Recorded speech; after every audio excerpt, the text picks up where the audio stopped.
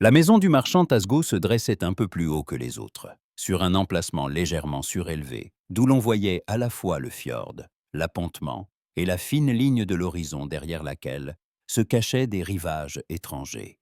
La longue maison était solide et soignée, avec des planches sculptées à l'entrée, où se tordaient lions et serpents aux queues enlacées.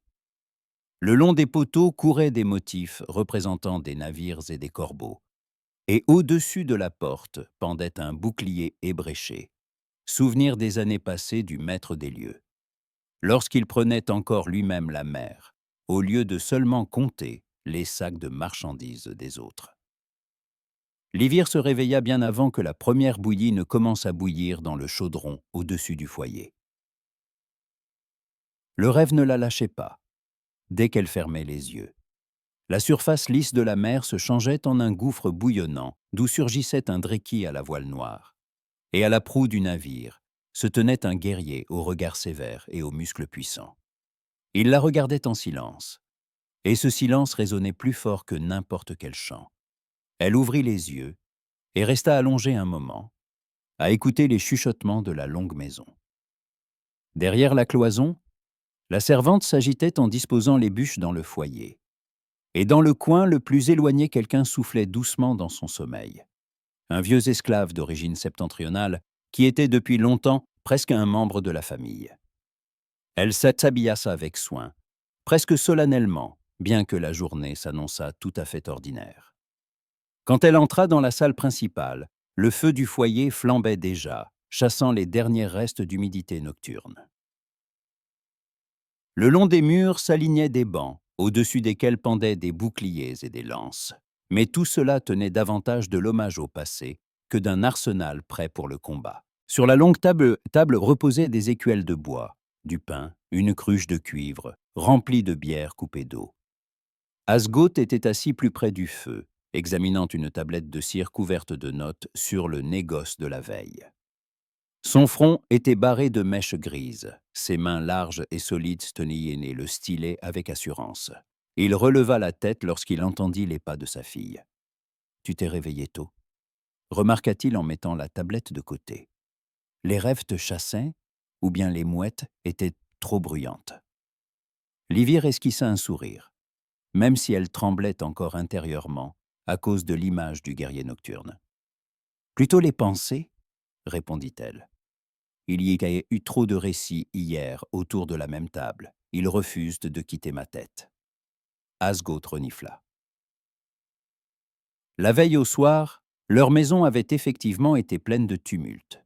Des marchands, des marins, ainsi que 2 hommes en bas. D'un colibre geek des fermes voisines s'y étaient interassemblés.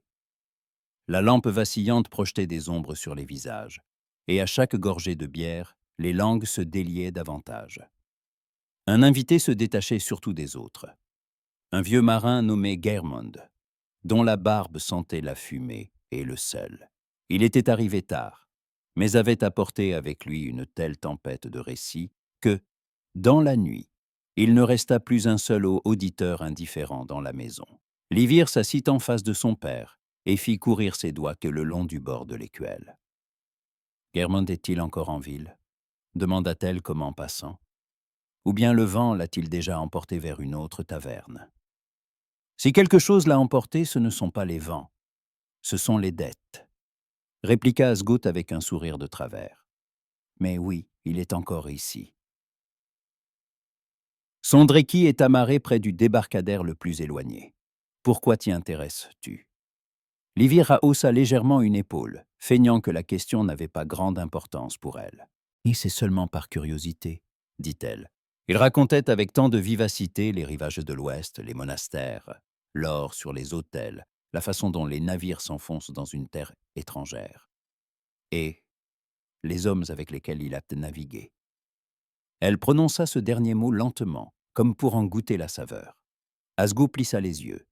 La veille, il avait bien sûr remarqué comment les yeux de sa fille s'étaient allumés lorsque Geirmund avait mentionné le nom de Halvar. Le marin avait parlé de lui comme en plaisantant, mais Livir recueillait chaque détail.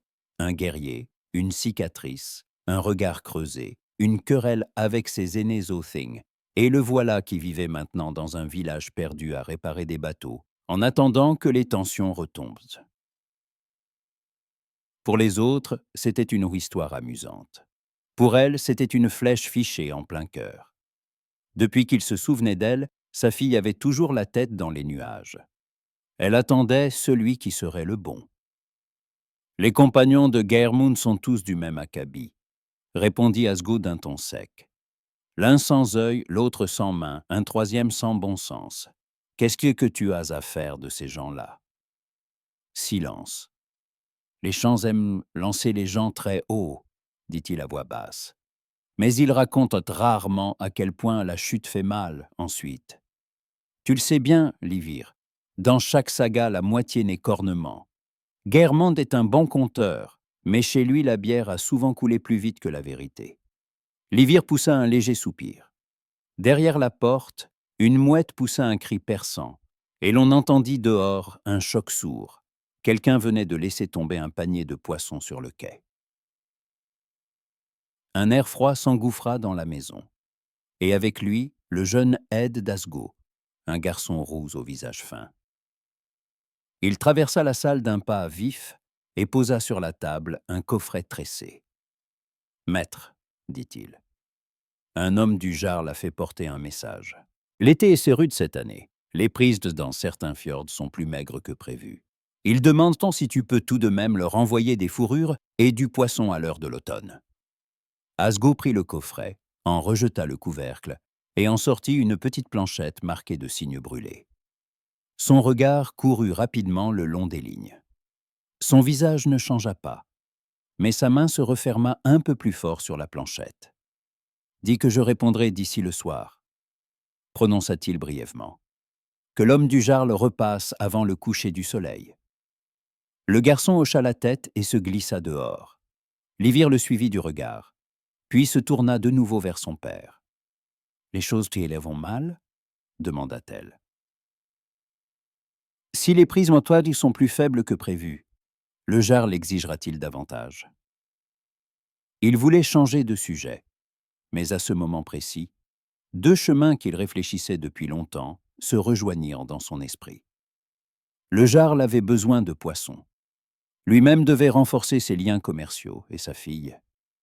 Sa fille rêvait chaque jour davantage de son guerrier sauveur aux muscles durs. « Peut-être pourrais-tu te rendre dans ce village. »« Ce village ?» répéta-t-elle. « Celui qui était plus près des eaux ouvertes, celui dont parlait Geirmund, ou… » Asgo ne la laissa pas terminer, mais il vit tout dans les yeux de sa fille, le nom, l'image et le désir. « Oui, » dit-il d'un ton égal.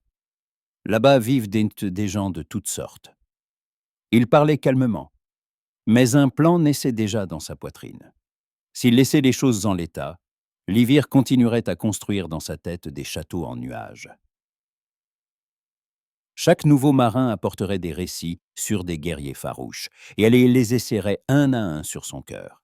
Ainsi, il pourrait y arriver à l'automne pour se rendre compte que tous les bons prétendants avaient déjà été pris.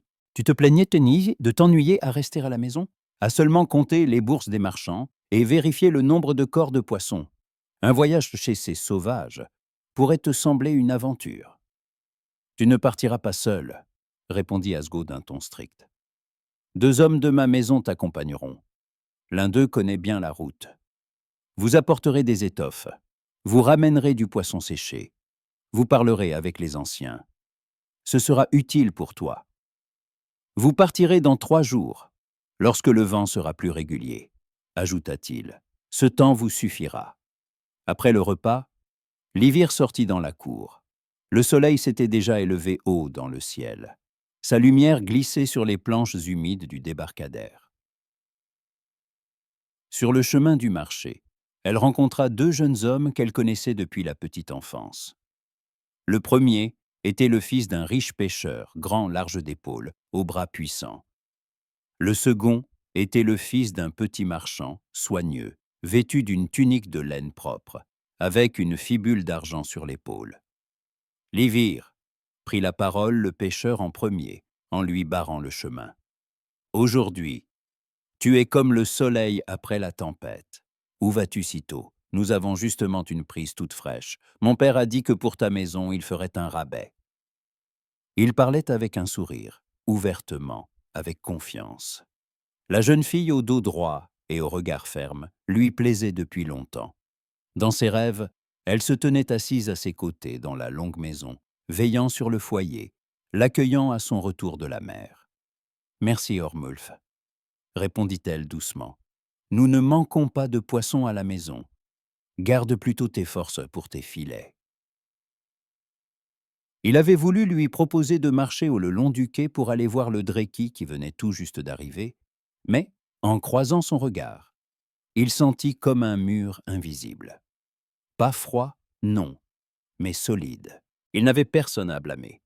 Simplement, elle ne le regardait pas lui. Elle regardait par-dessus son épaule, plus loin, vers l'horizon. De l'autre côté arriva le second garçon, Odin. Il tenait dans les mains un petit coffret sculpté. « Livir, » commença-t-il avec une légère timidité. « Mon père a reçu des terres du sud des perles de verre. Personne ici n'en porte encore de semblables. J'ai pensé qu'elles t'iraient bien. Et, si tu le souhaites, nous pourrions, eh bien, en hiver aller ensemble dans une autre bourgade pour voir comment on y fait commerce. » Il lui tendit le coffret à deux mains. Le bois était lisse, et sur le couvercle on avait gravé une vague et un petit navire. Le présent était coûteux et réfléchi. Toute jeune fille de la ville y aurait vu le signe d'une faveur particulière. Livir posa les yeux sur le coffret et sentit en elle une légère pointe de regret. Odin était bon, attentif, il était facile de parler avec lui. Dans son regard, il n'y avait pas la moindre ombre de cruauté ni d'orgueil. Il était exactement ce dont les mères disent, un mari fiable, une vie paisible.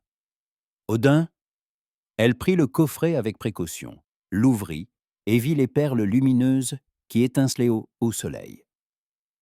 Un instant, elle se projeta à un festin d'hiver, parée de ce collier, assise à ses côtés, dans une maison chaude. C'était à Hiedénakas, c'est très beau et très généreux. Il lui adressa un sourire incertain, espérant qu'elle dirait exactement ce qu'il attendait. « Mais je suis prise. » Il fronça les sourcils, mais ne dit rien. Un mouvement d'amertume se leva dans sa poitrine. Cependant, il était trop bien élevé pour le laisser éclater contre elle. Il se contenta d'acquiescer et demanda « Garde le coffret, les perles te vont bien. » Elle continua ensuite seule, écoutant le grincement des planches sous ses pas, le claquement des voiles dans le vent, le remue-ménage d'un débardeur près d'un Dréqui voisin. Et elle pensait à un avenir radieux. Comment était-il donc, ce guerrier à la cicatrice? Les 3 jours s'envolèrent comme une écume de mer emportée par le vent. Livir se prépara au voyage comme si elle allait à un festin chez le jarl lui-même.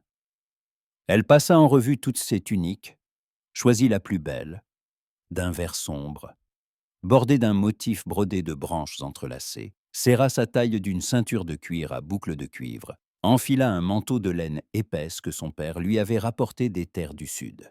Elle tressa ses cheveux en 2 nattes et les fixa avec autant de soin que si elle se préparait pour un rite sacré. Dans le miroir de métal poli, elle voyait une jeune fille qui voulait ressembler à une héroïne de saga, courageuse, sûre d'elle, prête à toutes les épreuves. Alors, partons-nous.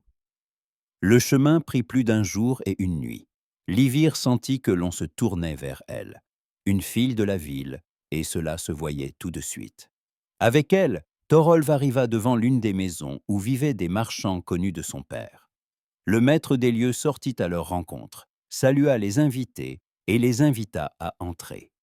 Livir pénétra à l'intérieur en jetant des regards autour d'elle. Plafond bas, poutres enfumées, foyer au milieu, long banc le long des murs. Cela sentait la fumée, la laine de brebis, le lait aigre. Tout y était simple, mais propre. La maîtresse de maison leur servit à manger. Du pain, de la viande séchée, du lait aigre. Livir mangeait lentement en écoutant les conversations. Thorolf et Kjell discutaient avec le maître des détails de l'échange, de la quantité d'étoffes apportées, de la quantité de poissons qu'il fallait prendre. Elle, pourtant, ne pensait qu'à une seule chose. Où vivait Halvar? Comment l'aborder? Que lui dire? Lorsque le repas du soir se termina, elle demanda prudemment à la maîtresse de maison. « J'ai entendu dire qu'ici vivait un homme nommé Halvar. On raconte qu'il est revenu des expéditions vers l'ouest. Le connaissez-vous » La maîtresse, une femme d'âge mûr aux mains solides et au visage fatigué, hocha la tête. « Je le connais. Il vit avec sa mère, Brynhild. Leur maison est au bord du village, plus près de la forêt. Une haute maison avec des poteaux sculptés à l'entrée. Halvar sort rarement parmi les gens. Il passe le plus clair de son temps sur le quai ou à l'atelier. Mais si tu dois lui parler, viens demain matin. » Brynhild se lève tôt. Livir la remercia et s'allongea pour dormir sur un banc dur, enveloppé dans son manteau. Le sommeil ne venait pas. Elle restait étendue à écouter le crépitement du feu dans le foyer, les ronflements de quelqu'un derrière la cloison, le vent qui grattait dans les fentes. Il lui faudrait paraître assurée, sans être insolente. Elle préparait des phrases du genre « Elle n'avait pas peur de la mer » et ainsi de suite. Le matin arriva vite. Livir se réveilla avant l'aurore. Se lava avec de l'eau froide puisée dans le tonneau près de la porte. Remit de l'ordre dans ses cheveux, rajusta sa tunique. Dans la maison, tout le monde dormait encore. Seule une vieille chienne leva la tête et bâilla. Livir sortit discrètement. L'air était frais, chargé d'odeurs de sel et de rosée matinale. Une brume flottait sur le village, rampant lentement depuis l'œil. Elle suivit le chemin indiqué, contournant les maisons, jusqu'à ce qu'elle aperçoive celle dont la maîtresse avait parlé. Haute, avec des poteaux sculptés représentant des serpents et des corbeaux entrelacés. Le toit était recouvert de gazon et une fumée montait de l'ouverture. Près de l'entrée était un rangé des bûches empilées avec soin, et à côté se trouvaient des tonneaux d'eau. Tout indiquait que vivaient ici des gens d'ordre et de labeur. Livir s'arrêta pour rassembler son courage. Son cœur battait si fort qu'il lui semblait qu'on l'entendait jusque sur le fjord. Elle s'avança vers la porte et frappa. D'abord le silence, puis des pas se firent entendre à l'intérieur. La porte s'ouvrit. Devant elle se tenait une femme grande, au dos droit, aux cheveux gris tressés en une natte serrée. Son visage était sévère, sans être dur. Ses yeux vifs et attentifs semblaient te voir à travers tout mensonge. C'était Brynhild. « Tu es venue tôt, jeune fille ?» dit-elle d'une voix égale. « Que veux-tu » Livir déglutit et s'efforça de rester rassuré. « Je m'appelle Livir. Je viens de la ville. Mon père est Sigt, le marchand d'Asgo. Je voudrais parler à Halvar. » Brynhild arqua un sourcil et détailla l'invité de la tête aux pieds. La tunique citadine, les nattes soignées, les bottes propres. La jeune fille s'était clairement efforcée d'être présentable, mais dans ses yeux, on lisait de la nervosité. « Halvar » répéta Brynhild. « Et à quel sujet ?» Livir resta un instant interdite. Elle ne s'attendait pas à une question aussi directe. Plusieurs réponses possibles traversèrent son esprit, et elle choisit la première qui lui vint. « Nous sommes de vieux amis », prononça-t-elle, s'efforçant de garder la voix ferme. Brynhild garda le silence quelques secondes, puis ses lèvres frémirent dans une sorte de sourire ironique. « Des amis ?» répéta-t-elle. « C'est étrange. Mon fils n'a pas d'amis du tout, seulement des ennemis, et des connaissances avec lesquelles il se tait, plus qu'il ne parle. » Thio a plus forte raison. Il n'a jamais eu de si belle amie. Bon, entre donc. Attends à l'intérieur. Il va bientôt redescendre du toit. N'en croyant pas à sa chance, Livir franchit le seuil. La longue maison était vaste, aux poutres élevées. Des boucliers, des lances et des pots garnissaient les murs. Au centre brûlait le foyer, au-dessus duquel pendait un chaudron où quelque chose mijotait. L'air sentait la bouillie, la fumée, la laine. Sur un long banc étaient posés des coussins.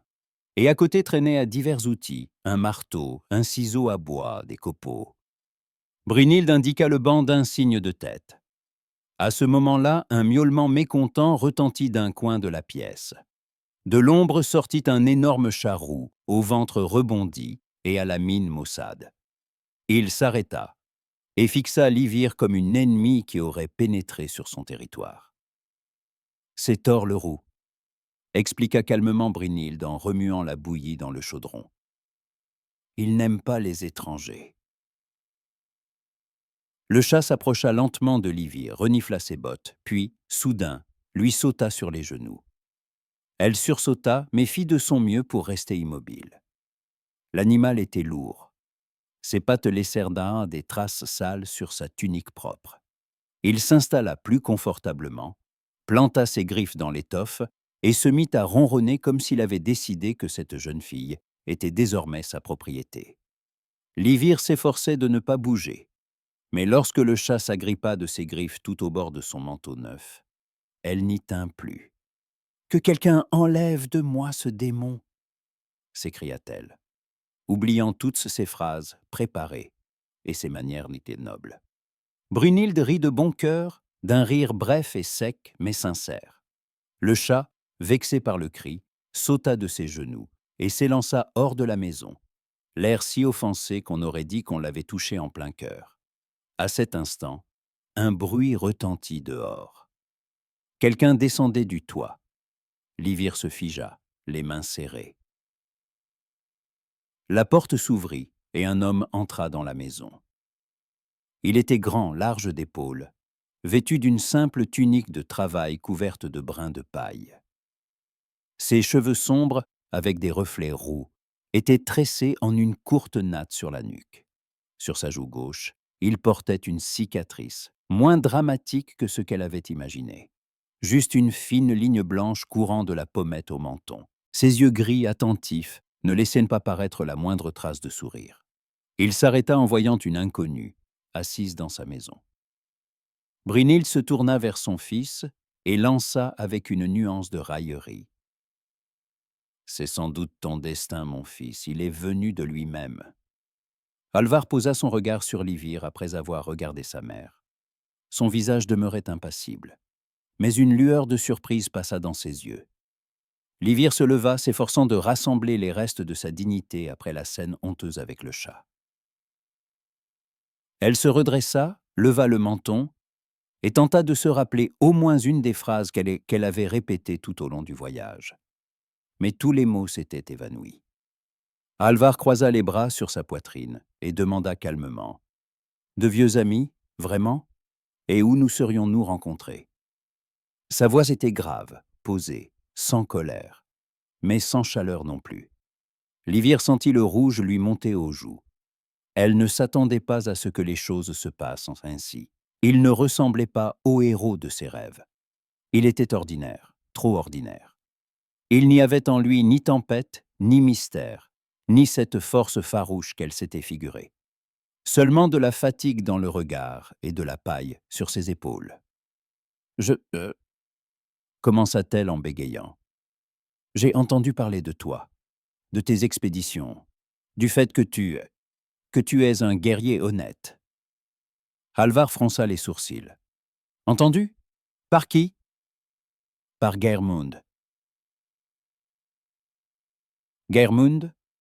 répéta Halvar, et une sorte de sourire ironique passa dans sa voix. « Il aime enjoliver ?» Livir se troubla. Elle ne savait quoi répondre. Toutes ces rêveries sur un guerrier farouche, sur une rencontre romantique, sur des paroles pleines de drame, s'étaient effondrées en un instant. Devant elle se tenait un homme ordinaire qui la regardait avec perplexité et attendait des explications. Elle ne savait que dire, et tout à coup, un plan de secours prit forme dans sa tête. « Tu plais à mon ami » lâcha-t-elle, les joues en feu. « Elle m'a demandé de venir et d'en apprendre davantage sur toi. » Brynhilde, près du foyer, eut du mal à ne pas éclater de rire. Halvar, lui, observa Livir avec encore plus d'attention, et une sorte de curiosité apparut dans son regard. Ton amie répéta-t-il lentement. Et comment s'appelle-t-elle? Livir se figea. Elle n'avait pas prévu de nom. Ses pensées se bousculaient. Les mots refusaient de se mettre en ordre. Elle s'appelle Sigrid, mentit-elle en prononçant le premier prénom qui lui vint. Sigrid, répéta Halvar. Et de quelle maison vient-elle? Je suis déjà venu dans votre ville, mais je ne me souviens d'aucune Sigrid. Elle a déménagé récemment. Elle vient d'un autre coin. Je vois. Et pourquoi n'est-elle pas venue elle-même? Elle est timide. Halvar se tut quelques secondes, manifestement occupé à peser tout ce qu'il venait d'entendre. Puis il hocha lentement la tête. « Bien, finit-il par dire, en masquant mal une nuance de moquerie. Allons nous promener. Nous parlerons. Tu es bien trop nerveuse. » Il se tourna vers sa mère. « Mère, j'emmène notre invité au quai. Je serai de retour pour le repas de midi. » Brynhild hocha la tête, mais ses yeux exprimaient une sorte de satisfaction. Elle s'était déjà fait visiblement une idée précise de cette citadine et de son ami inventé. Livir se leva et suivit Halvar. Ils sortirent de la maison, et l'air froid du matin lui frappa le visage. Halvar marchait devant, sans se retourner, d'un pas large et assuré. Elle venait derrière lui, tentant de comprendre ce qu'elle devait faire à présent. Toute son assurance s'était dissipée comme du sable entre les doigts. Il longeait et longeait la rive. L'eau était calme, lisse comme un miroir. Sur le quai se trouvaient quelques barques, l'une d'elles retournée, le ventre en l'air, avec des outils posés à côté. Halvar s'arrêta près d'elle, s'accroupit et se mit à inspecter les planches. « Voilà ce que je fais, » dit-il sans lever la tête. « Je répare des bateaux. Je vérifie où le bois commence à pourrir, où il faut changer une planche. Rien d'héroïque, juste du travail. » Livir restait debout près de lui, sans savoir quoi dire. Elle avait envie de crier qu'il ne comprenait pas. Que l'héroïsme ne se trouvait pas seulement dans les batailles. Que l'honnêteté et le labeur étaient, eux aussi, une forme d'exploit. Mais les mots restaient coincés dans sa gorge. Halvar releva la tête et la regarda. « Tu dis que ton amie ne me connaît pas, mais qu'elle veut me connaître. Et toi, qu'est-ce que tu penses de moi ?» La question la prit au dépourvu. Elle se figea, sentant quelque chose se retourner en elle. Et soudain, elle comprit qu'elle ne pouvait plus continuer à mentir. Ni à lui, ni à elle-même. « Je pensais que tu serais différent, » avoua-t-elle doucement. « Je pensais voir un guerrier qui marche sur le rivage et regarde la mer comme un ennemi, qui parle par énigmes et se tait parce qu'il est mystérieux. Mais toi, tu es simplement un homme. » Halvar eut un sourire en coin, pour la première fois depuis le début. « Oui, » dit-il, « je suis simplement un homme. Et si ton amie attendait quelqu'un d'autre, dis-lui qu'elle s'est trompée. » Il se releva et poussa ses mains couvertes de poussière, et la fixa avec plus de sérieux. « Mais puisque tu es venu malgré tout, reste. Tu verras comment on vit ici. » Livir acquiesça, sans savoir si elle devait se réjouir ou pleurer. Cette première rencontre n'avait rien de commun avec ce qu'elle avait imaginé. Pourtant, quelque chose en elle murmurait que ce n'était que le commencement, que la véritable histoire naîtrait non pas de grands mots, mais de pas timides et maladroits l'un vers l'autre. Halvar repartit le long du quai, et elle le suivit, sentant en elle se lever lentement quelque chose de nouveau. Non pas la tempête qu'elle avait espérée, mais un souffle de vent discret qui change la route d'un navire sans demander la permission. Depuis le jour où Livir franchit pour la première fois le seuil de la longue maison de Brynhild, le temps prit pour elle un cours différent dans le village. Il n'y avait pas ici l'agitation familière du marché, ni le tintement continuel des pièces de cuivre, ni le vacarme des joutes verbales. La vie suivait un rythme plus simple mais ferme. La mer, le travail, de brèves pauses au coin du feu, de rares éclats de rire, et des chants plus rares encore. À première vue, tout semblait monotone, mais plus elle observait, plus elle discernait de subtiles différences d'un jour à l'autre. Au début, Livière se sentait dans ce monde comme un maillon étranger. Sa tunique bien ajustée et ses mains propres tranchaient sur le fond des paumes calleuses des femmes du pays.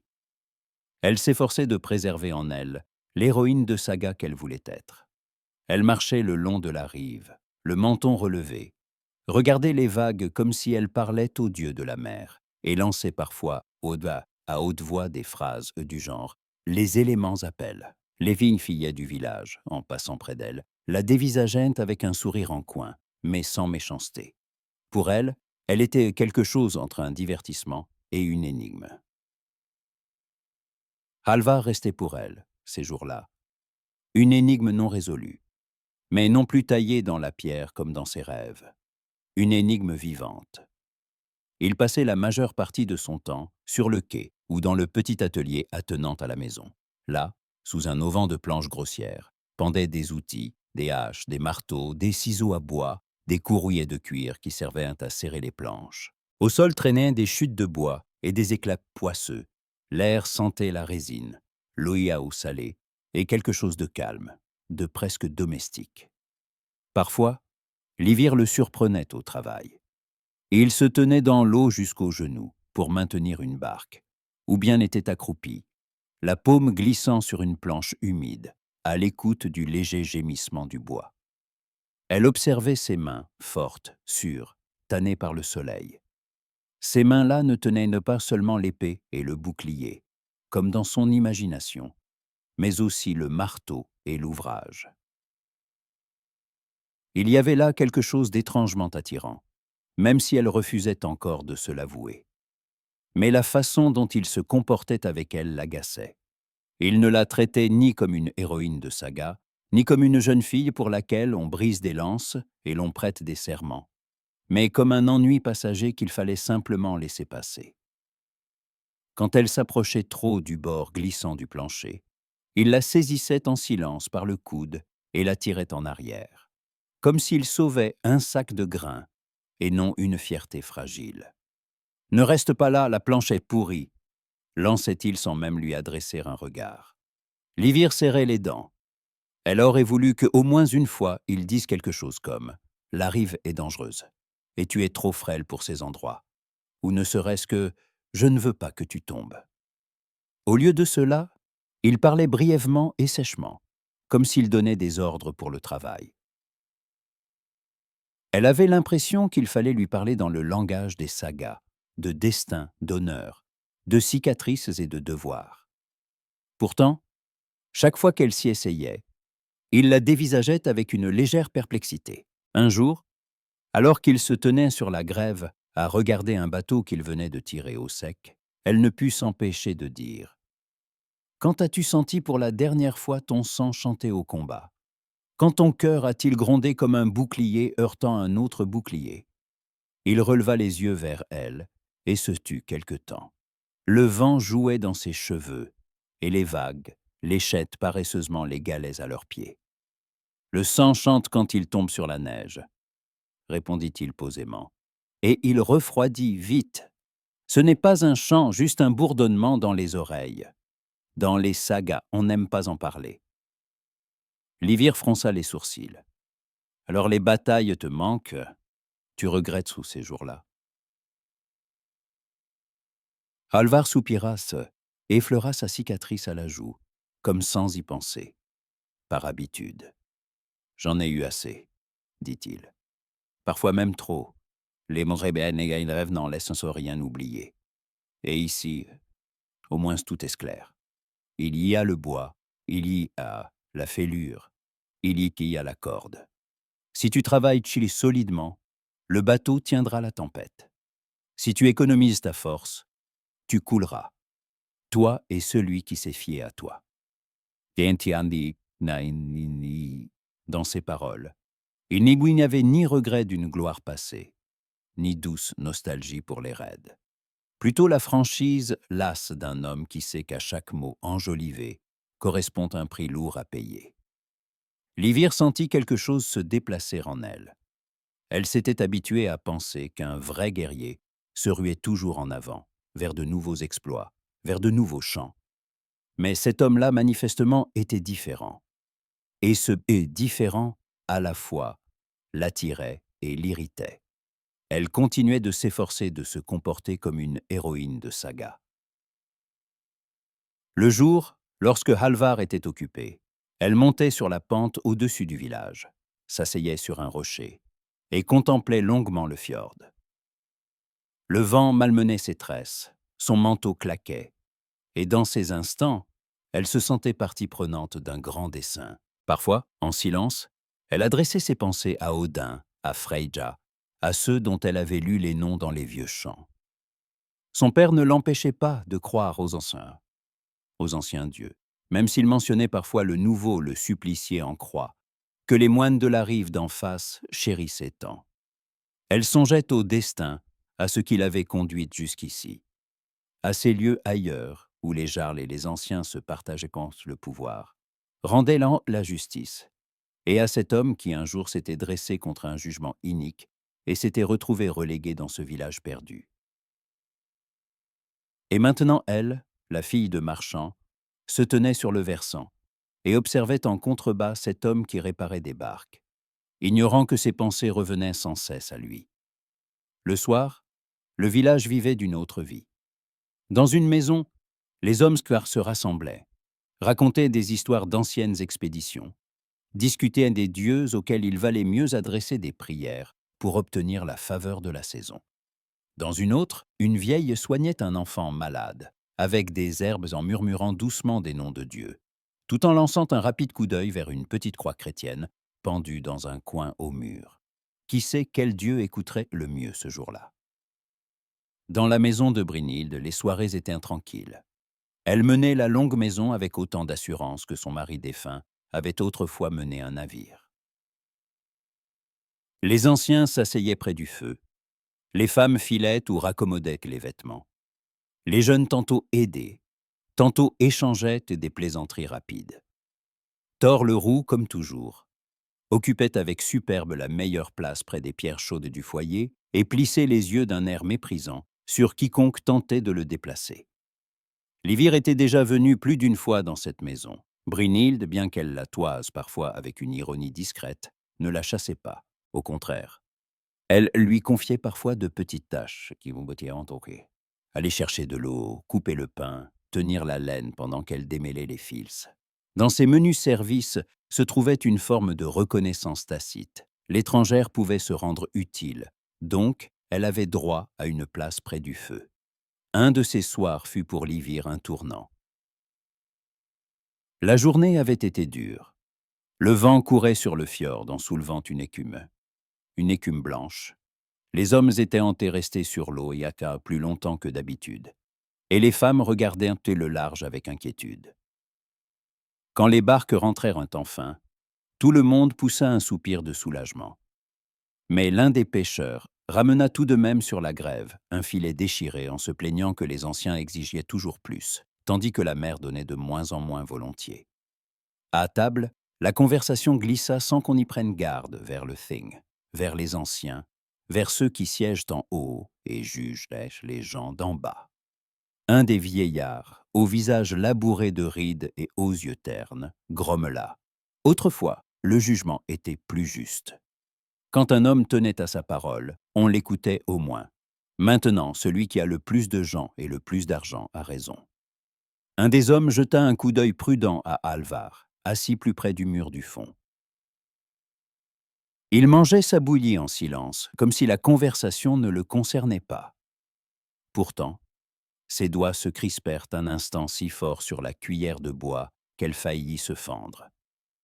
Ayant remarqué cela, Livir sentit une tension flotter dans l'air. Elle savait déjà comment son nom avait résonné au Thing, comment, jeune guerrier, il avait osé s'opposer à un clan ancien en l'accusant de rendre une justice injuste. Geirmund l'avait raconté en riant, mais derrière ce rire se cachait une vérité amère. L'audace se paye souvent par l'exil. Un homme ne doit-il pas dire ce qu'il croit juste? Demanda Livir sans se retenir. même si cela déplaît à ceux qui sont au-dessus de lui. Plusieurs têtes se tournèrent vers elle. Dans les yeux de certains vieillards, on put lire une sorte d'approbation, dans ceux des femmes une note d'angoisse. Brynhilde posa sur elle un regard lourd. « Les mots sont comme des flèches, dit-elle lentement. Une fois tirés, tu ne les ramèneras pas. Si tu tends de la corde, sois prête à recevoir la volée en retour. Tous ceux qui aiment not la vérité ne supportent pas son prix. » Halvar n'avait pas prononcé un mot, comme si l'on parlait de quelqu'un d'autre. Ce ne fut que lorsque Thor le roux se leva, longea la table et posa brusquement une patte sur son genou, qu'il sembla revenir à lui. Il caressa le chat, comme pour apaiser non seulement l'animal, mais lui-même aussi. Plus tard, quand les gens commencèrent à se retirer pour la nuit, Livir sortit dehors. Le ciel était clair. Les étoiles pendaient si bas qu'on aurait dit qu'en tendant la main, on pourrait toucher un dieu oublié. L'air était froid, mais limpide, et dans le silence on entendait distinctement le clapotement doux des vagues. Halvar se tenait adossé au mur de la maison, les épaules contre un rondin. Il fumait une fine brindille odorante, dont la fumée montait en volute. En apercevant Livir, il inclina la tête sans sortir de ses pensées.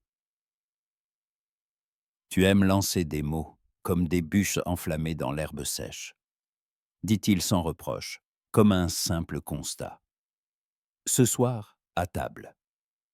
Si la terre est sèche, elle finira par s'embraser de toute façon, répondit-elle en s'approchant. Je n'ai fait que poser une question sur la justice. Est-ce un crime ? Il eut un sourire en coin.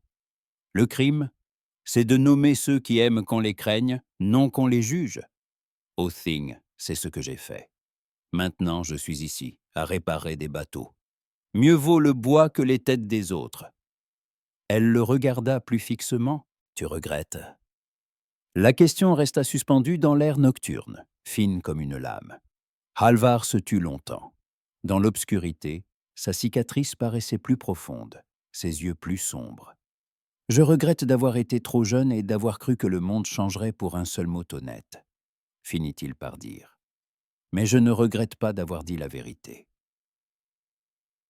Sinon, il me faudrait chaque jour regarder dans le miroir et y voir un lâche. » Il jeta le bout de sa brindille à terre et l'écrasa du talon. « Les gens aiment les chants sur les braves, » ajouta-t-il plus bas. « Mais vivre avec les conséquences de ces chants, ce n'est pas aux chantres que cela revient, c'est à ceux dont il parle. » Dans sa voix, il n'y avait aucune pitié pour lui-même, seulement la lassitude d'un homme qui avait déjà choisi entre l'honneur et la facilité, et qui vivait désormais avec ce choix.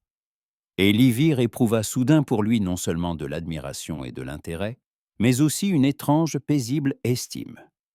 Ce n'était pas un héros inventé, mais un homme qui avait payé sa vérité d'exil et de silence. Cette nuit-là, elle eut du mal à trouver le sommeil.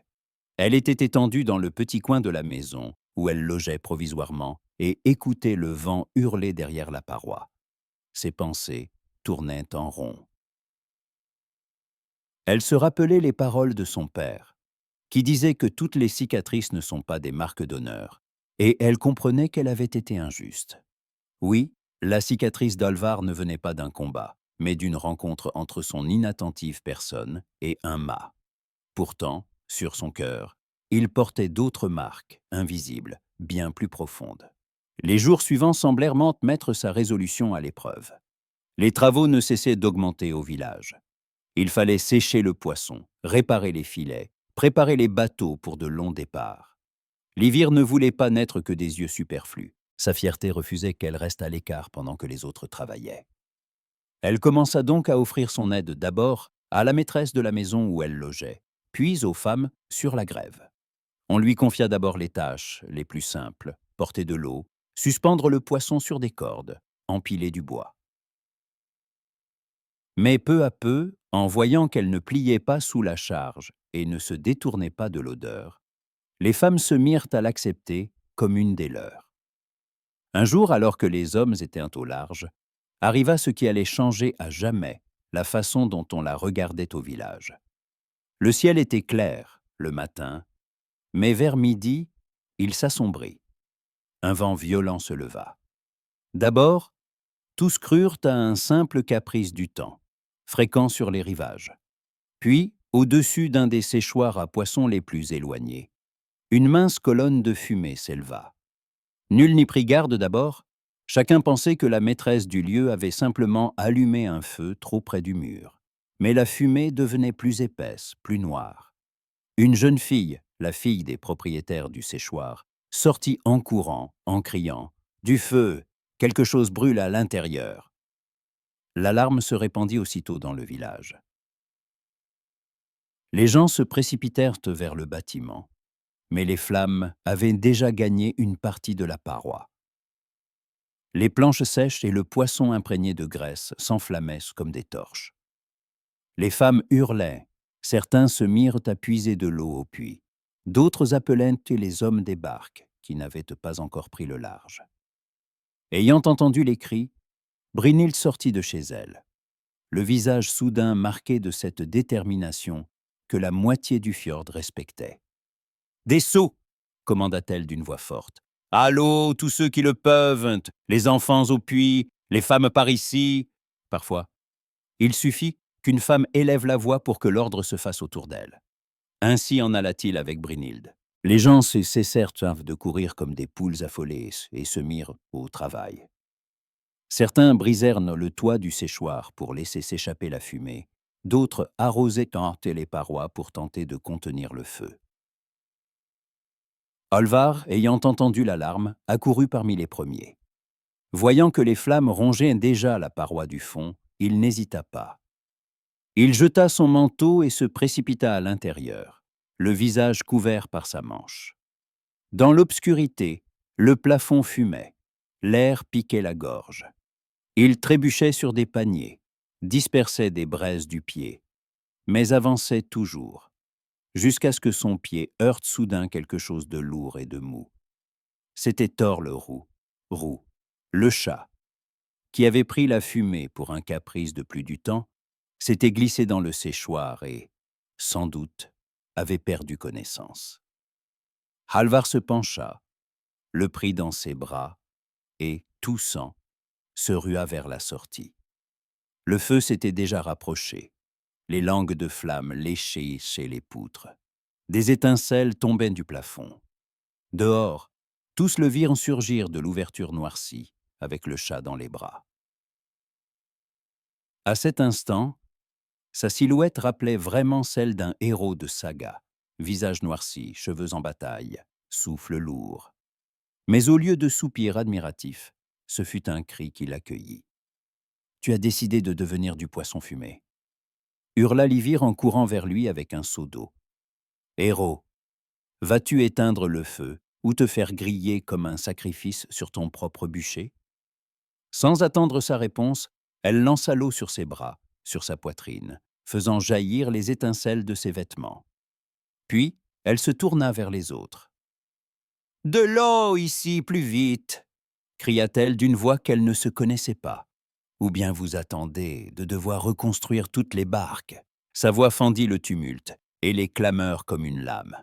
Voyant sa résolution, les femmes redoublèrent d'efforts. Sans prêter attention à sa propre tunique détrempée, Livir portait les seaux, invectivait, dirigeait ceux qui hésitaient.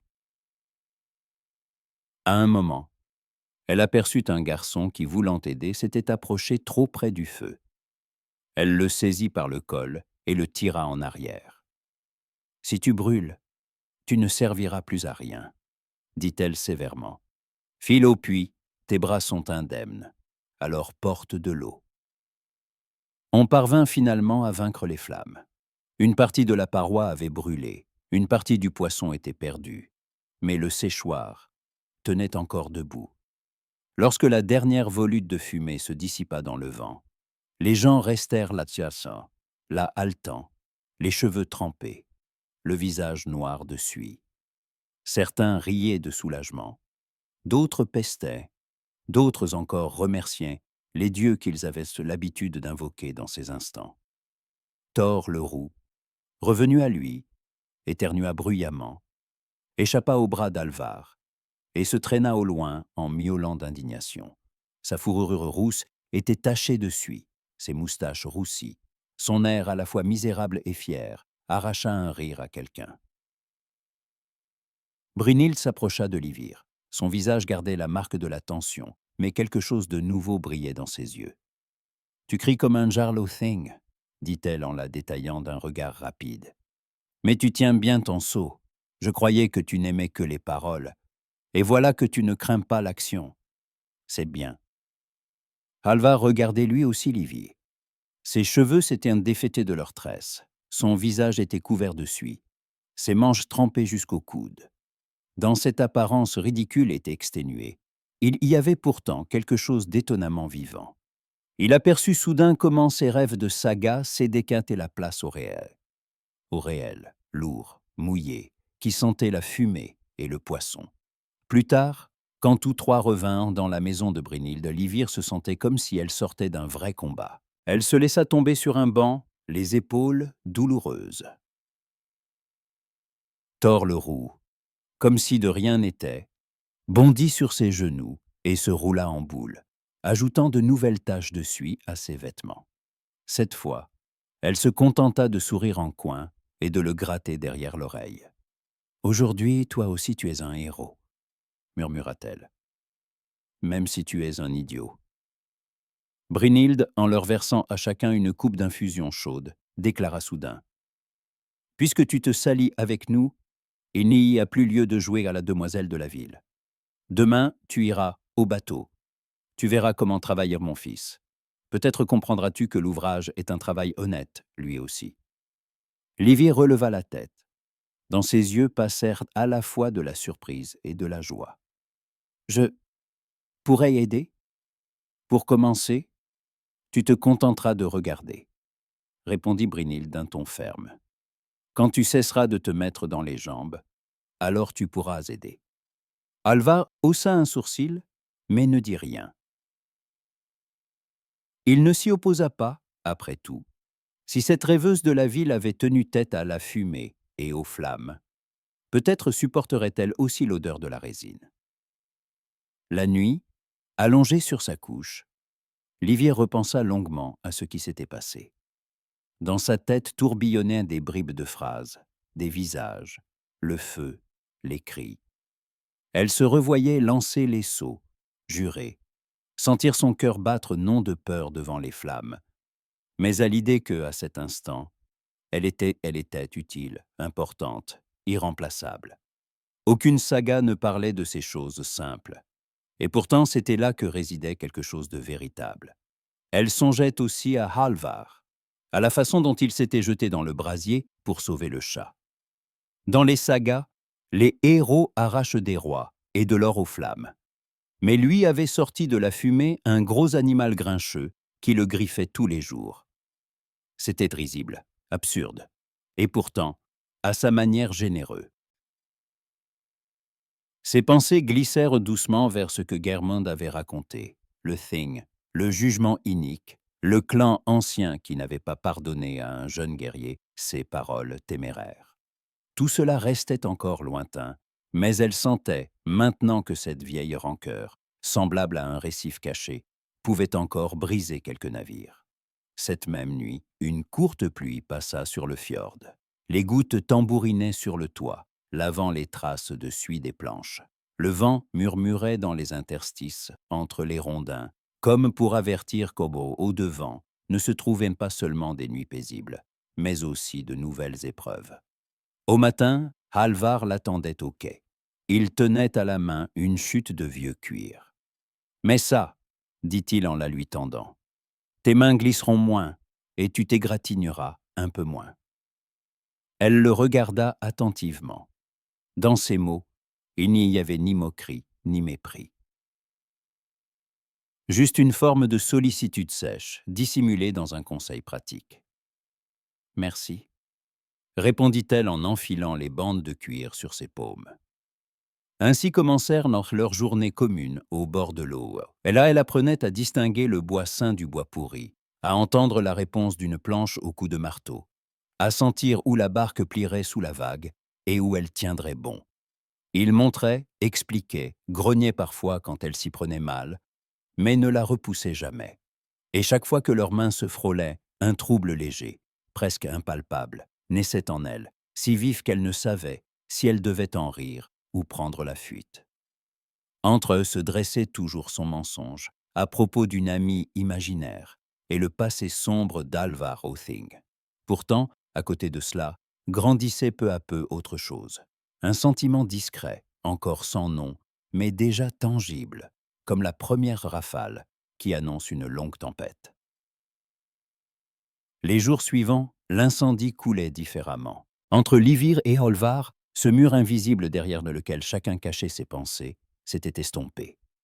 Ils travaillaient désormais côte à côte, et cela engendrait un genre de silence particulier, non pas gêné, mais chaleureux, comme s'ils se connaissaient depuis longtemps. Il lui montrait comment tenir une planche quand les fibres du bois allaient de travers, comment examiner une fissure pour savoir si elle était dangereuse ou seulement superficielle. Elle écoutait avec attention, absorbant chaque mot, alors que la moitié d'entre eux lui serait sans doute inutile. Elle voulait simplement entendre sa voix. Un matin, alors que le soleil passait à peine au-dessus des falaises, ils étaient assis près d'une barque renversée. Olvar passait la main sur la coque pour vérifier qu'aucun dégât nouveau n'était apparu après la récente tempête. Livir tenait le ciseau à bois qu'il lui avait demandé et observait ses doigts, forts, marqués de cicatrices et de durillons, qui se mouvaient avec aisance, comme s'il lisait un livre invisible. « Tu ne te lasses jamais ?» demanda-t-elle soudain. « Chaque jour la même chose. Des planches, des cordes, de la résine. Tu n'as pas envie de tout laisser et de repartir en mer, là où sont le vent et les dréquis. » Il leva les yeux vers elle. Une lueur passa dans son regard qui faisait penser à de la fatigue, mais pas celle du labeur. « La mer ne pardonne pas la sottise, » répondit-il lentement. « Et lorsque tu navigues pour les desseins des autres, même la victoire semble vide. Je suis allé là où des moines prient dans des maisons de pierre, où l'or s'entasse sur les autels, où les gens te regardent comme une bête sauvage. Et chaque fois, je revenais avec une seule question. Pourquoi ? À quoi me sert l'or d'autrui si je ne sais pas quoi en faire chez moi ? À quoi bon du sang étranger sur mes mains si je ne peux plus dormir tranquille après ? Livir resta figé. Dans ses paroles, il n'y avait pas de grandiloquence, seulement une honnêteté amère. Elle comprenait tout à coup qu'il ne s'agissait pas seulement d'un homme réparant des bateaux, mais de quelqu'un qui avait traversé tout ce dont parlent les sagas et qui avait vu l'autre face de la gloire, ce vide que ni l'or ni les champs ne comblent. « Et ici, as-tu trouvé une réponse ?» demanda-t-elle tout bas. Il posa sur elle un regard comme s'il la voyait pour la première fois vraiment, non plus comme une citadine pleine de rêveries, mais comme celle qui, assise à ses côtés dans une tunique tachée, l'outil en main, posait des questions dont elle craignait elle-même les réponses. « Je ne sais pas, » avoua-t-il, « mais au moins je n'ajoute pas de nouvelles questions. Quand la barque est solide, les gens rentrent chez eux. C'est peu de choses, mais c'est clair. » Livir baissa les yeux vers le ciseau et sourit soudain. « Dans une saga, ils auraient en supprimé cette scène, » dit-elle doucement. « Beaucoup trop ennuyeuse. Le héros assis près d'une barque qui parle de bois. Où sont les batailles, les corbeaux, les serments sous la lune ?» Halvar eut un vrai rire. Pour la première fois depuis longtemps, si franc que sa cicatrice sembla bouger. Dans une saga, ils auraient encore écrit que les planches se sont rangées d'elles-mêmes à leur place sous mon seul regard, répliqua-t-il. Alors qu'en vérité, j'ai frappé 3 fois à côté et me suis planté une écharde sous l'ongle. Elle éclata de rire. Ce rire-là ne venait pas de la plaisanterie, mais d'un soulagement soudain, quand on comprend que l'on peut rester soi-même près de quelqu'un. Holvar sourit lui aussi en la regardant, et, durant un instant, ils restèrent simplement assis dans le silence, à écouter les vagues paresseuses lécher les pierres. Puis il soupira et retourna à son ouvrage, tandis qu'elle suivait des yeux ses mains, la manière assurée dont elle guidait Teluti, en songeant que c'était là la vraie force, non celle que célèbrent les Skaldes, mais celle qui empêche le monde de se fissurer. Le soir, la maison de Brynhild accueillit plus de monde qu'à l'ordinaire. Des voisins étaient venus, quelques anciens du village, un pêcheur avait apporté du poisson séché et du pain frais. À table, on parlait de la saison à venir, des rumeurs de nouveaux impôts qui arrivaient du sud, de certains jarls qui voulaient renforcer leur emprise sur les villages du littoral. Certains grognaient, d'autres haussaient les épaules, d'autres acquiesçaient. Assise près du foyer, Brynhild écoutait en silence, le regard attentif. Elle voyait tout qui était mécontent, qui tremblait, qui était déjà prêt à se soumettre. Assise dans un coin, Livir s'efforçait de ne pas attirer l'attention, mais elle ne perdait pas un mot. À côté d'elle, roulé sur lui-même, dormait Thor le roux, entr'ouvrant parfois un œil pour vérifier que personne ne menaçait son domaine. Soudain, un des anciens, un homme à la barbe blanche et au regard pesant, se tourna vers Halvar. « Tu étais au Thing, il y a 3 ans, quand ils ont jugé Einar du clan du Sud. Tu te souviens de la façon dont cela s'était terminé ?» Un silence tendu tomba. Halvar releva lentement la tête. Son visage resta impassible, mais Livir sentit une tension le traverser. « Je m'en souviens, » répondit-il simplement. « Et tu as dit alors qu'Einar avait menti sous serment, » poursuivit le vieil homme, « que l'ancien l'avait couvert parce qu'Einar le payait en argent. Tu l'as dit devant tous d'une voix claire. » Halvar hocha la tête. « Je l'ai dit, parce que c'était la vérité. Et pour cela, on t'a envoyé ici, » conclut le vieillard. Einar est toujours libre. J'ai entendu dire qu'il rassemblait à nouveau des hommes, prétendant que tu devrais payer le déshonneur que tu lui as infligé. Halvar ne bougea pas, mais ses doigts se crispèrent sur le bord de la table. S'il pense que son honneur est entaché, qu'il vienne ici et me le dise en face, répondit-il d'un ton égal. Je ne me cache pas. Le vieillard hocha la tête avec respect. C'est bien, mais garde ton dos. Tous les ennemis ne viennent pas à visage découvert. Certains enviant et les autres à leur place. Ces paroles tombèrent lourdement. Livir sentit quelque chose se crisper dans sa poitrine. Elle comprit que ce n'était pas qu'une affaire du passé, que quelque part au-delà du village, vivait un homme qui n'avait pas oublié l'affront et qui pouvait se manifester à tout moment. Une vendetta ne connaît pas la prescription, surtout lorsque l'honneur est en jeu. Brynhild, qui s'était tue jusque-là, prit soudain la parole. « Si Einar envoie quelqu'un, qu'il sache qu'ici il n'y a pas que mon fils. Il y a le village. Nous ne livrons pas les nôtres. » Plusieurs têtes acquiescèrent. Quelqu'un frappa du poing sur la table en signe d'approbation. Mais Livir vit Halvar serrer les dents. Il ne voulait pas que le village soit entraîné dans sa querelle. Ce combat était le sien, et il avait l'habitude de lutter seul.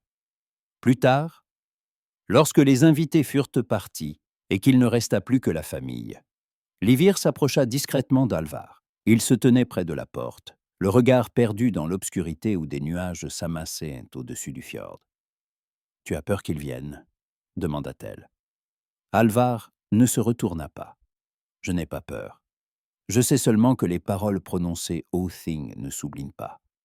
Surtout lorsqu'elles sont vraies. La vérité blesse plus profondément que le mensonge. » Elle avançait d'un pas. « Si tu pouvais revenir à ce jour-là, tu dirais encore la même chose ?» Il se tut longtemps, puis se tourna enfin vers elle. « Oui, parce qu'autrement, il me faudrait vivre toute ma vie avec l'idée que je me suis tue quand il fallait parler. Et cela est pire que n'importe quel exil. » Dans ses yeux, il n'y avait pas de pose héroïque, seulement la fermeté de celui qui a fait un choix et accepte d'en porter les conséquences. Livir sentit en elle quelque chose se briser pour de bon. Elle ne cherchait plus un héros de saga. Elle voyait devant elle un homme plus honnête et plus fort que toutes ces figures inventées. Les jours suivants passèrent dans une attente tendue, même si, en apparence, rien ne changeait. Halvar continuait de réparer les barques. Livir l'aidait et, entre eux, grandissait jour après jour quelque chose qu'on ne pouvait plus appeler simplement de l'amitié. C'était plus que cela. Une confiance, une compréhension, une chaleur discrète qui naît lorsque deux êtres se voient sans masque et sans ce masque. Un soir, alors qu'ils avaient terminé leur travail et s'étaient assis sur le quai, Halvar demanda soudain « Ton amie, à qui je suis censé plaire, elle existe encore ?» Livir se figea. Elle savait que cette question viendrait tôt ou tard. Mais maintenant qu'elle était posée, elle comprenait qu'elle ne pouvait plus mentir. « Existe d'une certaine façon, » répondit-elle avec prudence en regardant l'eau. Halvar se tourna vers elle. Dans son regard, il n'y avait ni reproche ni ironie, seulement une attente attentive. « D'une certaine façon, » répéta-t-il lentement. « Autrement dit, elle n'existe pas. » Livir soupira. « Elle n'existe pas, » admit-elle à voix basse. « J'ai menti dès le début. J'ai entendu parler de toi par Geirmund. J'ai entendu dire que tu étais un guerrier farouche marqué d'une cicatrice, que tu t'étais tenu au Thing pour dire la vérité malgré tout. Et j'ai cru que tu étais celui que je cherchais, un héros de saga. Je suis venu ici pour toi, pas pour le commerce. » Elle se tut, guettant sa réaction. Halvar resta silencieux, digérant ce qu'il venait d'entendre. Puis il hocha lentement la tête. « Donc tu es venu à cause d'un homme imaginaire, qui n'existe pas, » dit-il. « Et moi qui croyais que tu étais seulement un peu étrange. » Livir ne savait si elle devait rire ou pleurer. Pourtant, dans sa voix, il n'y avait pas de colère, seulement une sorte de compréhension singulière. « Pardonne-moi, » murmura-t-elle. « Je ne voulais pas te tromper. Je ne savais pas comment faire autrement. » Il la contempla, et quelque chose de tendre, presque doux, passa dans ses yeux. « C'est bien que tu sois resté assez longtemps pour connaître le vrai moi, » dit-il. « Et non celui que Geirmund a inventé. Sinon, tu aurais été déçu plus vite. » Elle sourit à travers les larmes qui lui montaient aux yeux. « Je ne suis pas déçue, » avoua-t-elle. « Au contraire, tu es meilleur, plus honnête, réel. » Halvar inclina légèrement la tête, comme s'il avait du mal à croire ce qu'il entendait. « Meilleur, moi qui répare des bateaux et me dispute avec ma mère ?» demanda-t-il avec une légère ironie. « Oui, » répondit-elle avec assurance. « Parce que tu ne joues pas un rôle. Tu es ce que tu es. Et c'est plus difficile que d'être un héros dans le champ de quelqu'un. » Il tendit la main et toucha prudemment ses doigts. C'était le premier geste qui ne relevait ni du travail ni du hasard. Elle sentit la chaleur de sa paume et comprit que tout ce qui avait précédé, les rêves, les fantasmes, les héros imaginaires, tout se dissipait comme un brouillard au-dessus de l'eau. Ils restèrent ainsi quelques minutes, silencieux, à écouter le bruit des vagues contre les pierres, le murmure du vent dans les nuages. Thorl le roux surgit de quelque part, sauta sur les genoux de Livir et se mit à ronronner bruyamment, comme s'il approuvait la scène. « Le chat considère que tu fais maintenant partie de la famille, » nota Halvar. « Il se trompe rarement sur les gens. » Livir caressa la tête rousse, sentant une paix tranquille se répandre en elle. « Alors j'ai passé l'épreuve la plus difficile, » répondit-elle avec un sourire. Le soir, en rentrant, Brunhild les observa tous les deux avec attention. Elle ne dit rien, mais une lueur de satisfaction traversa son regard. Elle avait compris depuis longtemps qu'il se passait quelque chose d'important entre son fils et cette citadine, et n'avait nullement l'intention de s'en mêler. Mais, en elle-même, elle commençait déjà à organiser mentalement la noce, si les choses d'hier devaient aller jusque-là. Cette nuit-là, Livir ne trouva pas le sommeil. Étendue sur sa couche, enveloppée dans son manteau, elle repensait à ce qui s'était passé, à cet aveu qui lui avait échappé, au fait qu'Alvar ne l'avait pas jugée, mais l'avait acceptée telle qu'elle était, à la chaleur de sa main, à ce regard sans condamnation. Elle se rappela les paroles du vieil homme sur Einar qui pourrait envoyer quelqu'un. Elle revit la tension dans les épaules d'Alvar lorsque le sujet avait été évoqué. Elle savait qu'il n'aurait pas seulement une vie paisible auprès du quai, que quelque part, au-delà du village, une tempête mûrissait qui tôt ou tard frapperait leur rivage. Mais, ce soir-là, elle refusait d'y penser. Elle songeait seulement à ce qu'elle avait trouvé sans le chercher, et qui valait plus que tous ses rêves fabriqués. Derrière la paroi, quelqu'un ronflait doucement, des braises craquaient dans le foyer. Thor le roux s'était installé à ses pieds et ronronnait comme un petit moteur de navire. Livir ferma les yeux et sourit dans l'obscurité.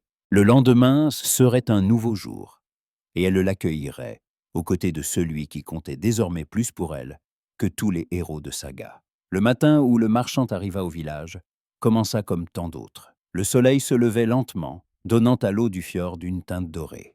Livir se tenait au quai, aidant Halvar à nouer les cordages d'une barque. Ses doigts s'étaient habitués à la rudesse des cordes. Ses paumes s'étaient durcies, et elle n'en avait aucune honte. Au contraire, chaque callosité, chaque égratignure était le signe d'une chose acquise par elle-même. Halvar travaillait à côté en silence, mais parfois leurs regards se croisaient, et, dans ces instants, passait entre eux une tendresse tacite. Il ne la voyait plus comme une simple invitée de passage. Il y avait désormais dans ses yeux autre chose, de la reconnaissance, de l'attachement, peut-être davantage encore. Mais il ne se pressait pas de mettre des mots dessus. Soudain, du bout le plus éloigné du village, parvint le bruit de sabots. Quelqu'un arrivait à cheval, spectacle rare en ces lieux où la plupart se déplaçaient à pied ou en barque. Quelques personnes tournèrent la tête. Livir se redressa, la main en visière devant les yeux, pour se protéger du soleil. Un cavalier descendait du chemin, vêtu d'une bonne tunique de laine aux bords brodés, un manteau de la couleur du vin sombre sur les épaules, à la ceinture une bourse de cuir d'où l'on devinait le tintement des pièces. Le cheval était bien entretenu, à la crinière luisante, et la bride ornée d'anneaux de cuivre. Le marchand mit pied à terre sur la place centrale, là où les anciens du village avaient une coutume de se rassembler. Il jeta un regard circulaire, comme s'il jaugeait l'endroit depuis la hauteur de sa fortune. Puis héla un des garçons pour qu'il surveille le cheval. Ensuite, il se dirigea vers la maison du chef. Livir fronça les sourcils. Quelque chose en cet homme lui semblait familier. Non pas le visage, mais la manière de se tenir. Ce vernis d'assurance que donnent l'argent et les relations. Elle se rappela de tels hommes dans sa ville natale, polis, prévenants, mais derrière chaque mot se cachait un calcul. « Qui est-ce » demanda-t-elle à Halvar. Celui-ci lança un bref regard vers l'étranger et haussa les épaules. « Je ne sais pas. Un marchand, sans doute. Il doit avoir affaire au chef. Cela arrive. » Mais une heure plus tard, la nouvelle de la venue s'était répandue dans tout le village. Le marchand n'était pas venu par hasard. Il menait des pourparlers avec plusieurs familles pour acheter du poisson et des fourrures, offrait de bons prix et des accords et de longue durée. De plus, il avait été accueilli avec égarce chez l'une des familles et devait participer, le soir venu, au repas commun. Ayant entendu cela, Brynhilde renifla. « L'argent attire les gens comme le miel les abeilles », remarqua-t-elle en remuant la bouillie dans le chaudron. « Nous verrons quel homme il est. S'il est honnête, tant mieux. Sinon, nous le saurons vite. » Le soir, une vingtaine de personnes s'étaient réunies dans la longue maison du chef. Les tables étaient dressées, du pain, de la viande séchée, du poisson desséché, des cruches de bière et d'hydromel. Le feu du foyer flambait, projetant sur les murs des ombres dansantes. Livir était venu avec Brynhilde et Alva. Elle s'assit à l'extrémité d'un banc, tâchant de ne pas se faire remarquer. Mais son regard revenait sans cesse à son marchand. Il était assis près du chef, parlait avec assurance et aisance, souriait, lançait des plaisanteries. Ses mains étaient en propre, sans durillon, les ongles soigneusement taillés. À ses doigts se brillaient 2 anneaux d'argent. À son cou pendait une chaîne avec une petite croix. Chrétien donc. Ou bien il s'en donnait l'air par intérêt. Qui savait? La conversation à table roulait sur le négoce, sur l'évolution des prix dans les grandes villes. Noël, sur l'automne proche et la nécessité de conclure les marchés avant les froids. Le marchand évoquait ses voyages, les pays où il avait été, les gens avec qui il avait traité. Il parlait bien, avec aisance, et beaucoup l'écoutaient avec attention. Puis son regard tomba sur Livire. Il s'y attarda un instant, comme pour la jauger, puis il sourit. Voilà une jeune fille qui n'est visiblement pas d'ici, remarqua-t-il d'une voix forte en s'adressant au chef. Sa tenue est bien trop soignée pour un village de pêcheurs. D'où viens-tu, bel enfant? Livire sentit tous les regards se tourner vers elle. Elle se redressa, s'efforçant de garder son calme. De la ville? Répondit-elle brièvement. Je suis venu pour les affaires de mon père. Le marchand hocha la tête avec intérêt. Le marchand Asgo, n'est-ce pas? Je sais pas. J'ai entendu parler de lui. Un homme respecté des marchés honnêtes. Tu es donc sa fille. Que fais-tu dans ce coin perdu? Ne t'ennuies-tu pas au milieu de ces planches mouillées et de cette odeur de poisson? Il n'y avait pas de mépris ouvert dans ses paroles. Mais une légère ironie perçait tout de même. Livire sentit une bouffée de colère monter en elle, mais se contint. « Je ne m'ennuie pas », répondit-elle d'un ton égal. « Ici, il y a de bonnes gens et un travail honnête. » Le marchand eut un sourire en coin. « Le travail honnête, c'est très bien. Mais n'est-il pas préférable de vivre en ville, là où l'on trouve des maisons chaudes, des vêtements propres, des bancs convenables, plutôt que ces planches sur lesquelles le dos s'engourdit dès la première nuit?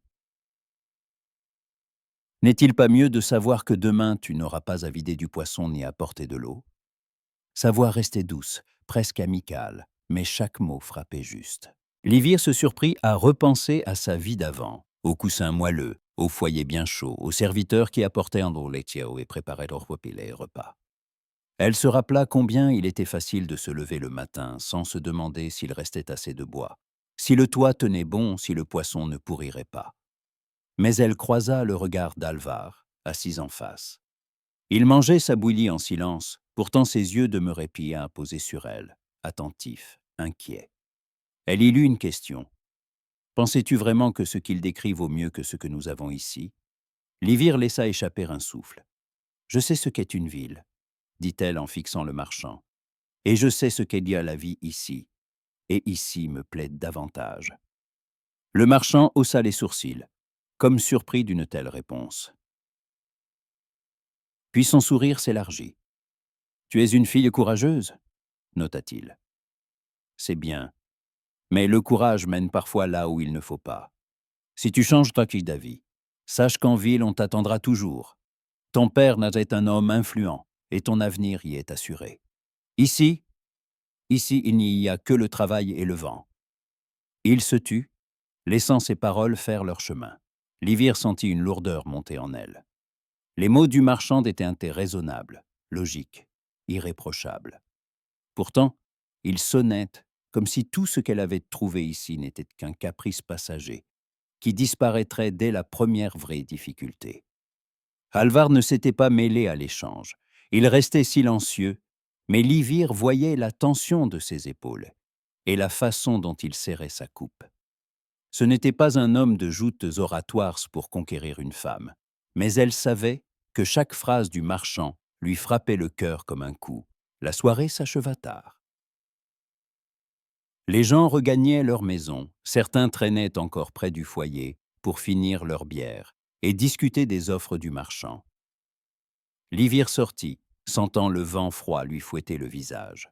Elle alla vers la rive, à l'endroit où elle aimait s'asseoir seule lorsque ses pensées s'en mêlaient.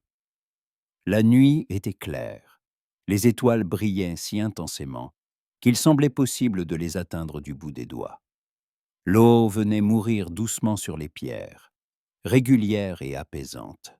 Livir s'assit sur un rocher, ramena les genoux contre elle, ferma les yeux. Elle repensait aux paroles du marchand, à cette idée que la ville l'attendait, avec sa chaleur, son confort, sa tranquillité. Pourtant, cette pensée ne lui apportait aucune douceur, mais plutôt un vide étrange. Elle se revit travaillant auprès d'Alvar, ses mains devenir rêches, la façon dont elle vidait le poisson, portait des seaux, riait avec Brynhilde et se disputait avec Thor le roux. Et tout à coup, elle comprit qu'elle ne voulait pas rentrer. Pas du tout. Des pas retentirent derrière elle. Livir ne se retourna pas, elle savait déjà qui venait. Halvar s'approcha et s'assit en silence à ses côtés. Ils restèrent ainsi quelques minutes à écouter la mer. Enfin, il prit la parole. « C'est qui ? Si ce marchand te plaît, c'est un bon choix. Une vie paisible, une maison chaude. Les sagas à son sujet seront ennuyeuses, mais ce n'est pas toujours un défaut. » Livir tourna la tête vers lui. Dans sa voix, il n'y avait ni colère, ni amertume. Seulement la franchise lasse d'un homme habitué à perdre. « Je pensais que tu dirais quelque chose comme « Pars, si c'est mieux pour toi », gronda-t-elle. « Et toi, tu as déjà enterré mes sagas. » Halvar eut un sourire discret. « Je ne sais pas parler avec des mots choisis, » avoua-t-il. « Mais si tu pars, ici, ce sera trop silencieux. » Cet aveu était tombé avec une simplicité si ordinaire que Livir sentit en elle quelque chose se mettre en place. Tous ses rêves de guerrier farouche, de serments dramatiques, de Hanasofage, tous ces certes soudain d'être une affaire de cicatrices et de bataille. Pour devenir cela simplement, lorsqu'un homme dit qu'en ton absence, le monde serait trop silencieux. Elle prit sa main avec précaution. Sa paume, elle était chaude, râpeuse, solide. « Si je reste, dit-elle doucement, promets-moi au moins de faire parfois semblant d'être un terrible guerrier, et pas seulement le meilleur charpentier de tout le fjord. Sinon, toute mon image de vie va s'effondrer pour de bon. » Halvar eut un sourire en coin. « Je peux toujours gronder férocement Thor le roux une ou deux fois, » répondit-il. Le chat, comme s'il avait entendu son nom, surgit de l'ombre, poussa un miaulement contrarié et se coucha tout près. Livir et Halvar éclatèrent de rire. Et dans ce rire, il n'y avait plus les attentes des autres, seulement eux deux. Le village qu'elle avait appris à aimer sans s'y attendre. Et un avenir où les sagas ne seraient pas tout à fait telles qu'elle les avait imaginées, mais bien plus vivantes.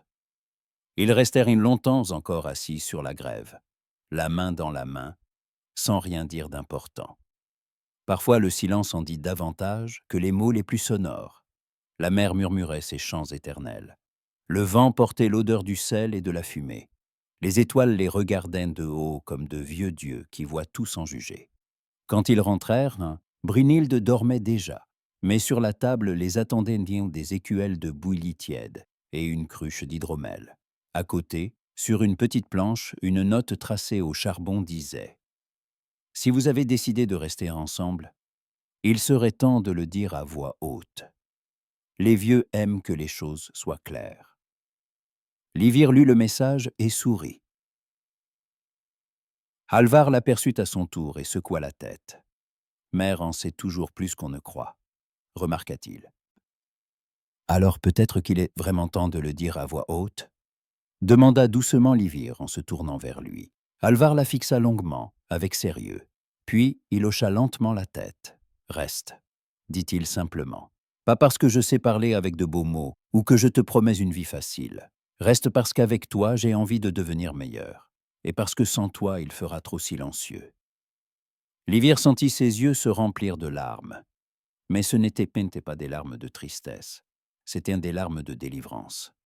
Elle le serra dans ses bras, enfouit son visage contre son épaule et murmura « Je resterai. Parce qu'ici j'ai trouvé ce que je ne cherchais pas.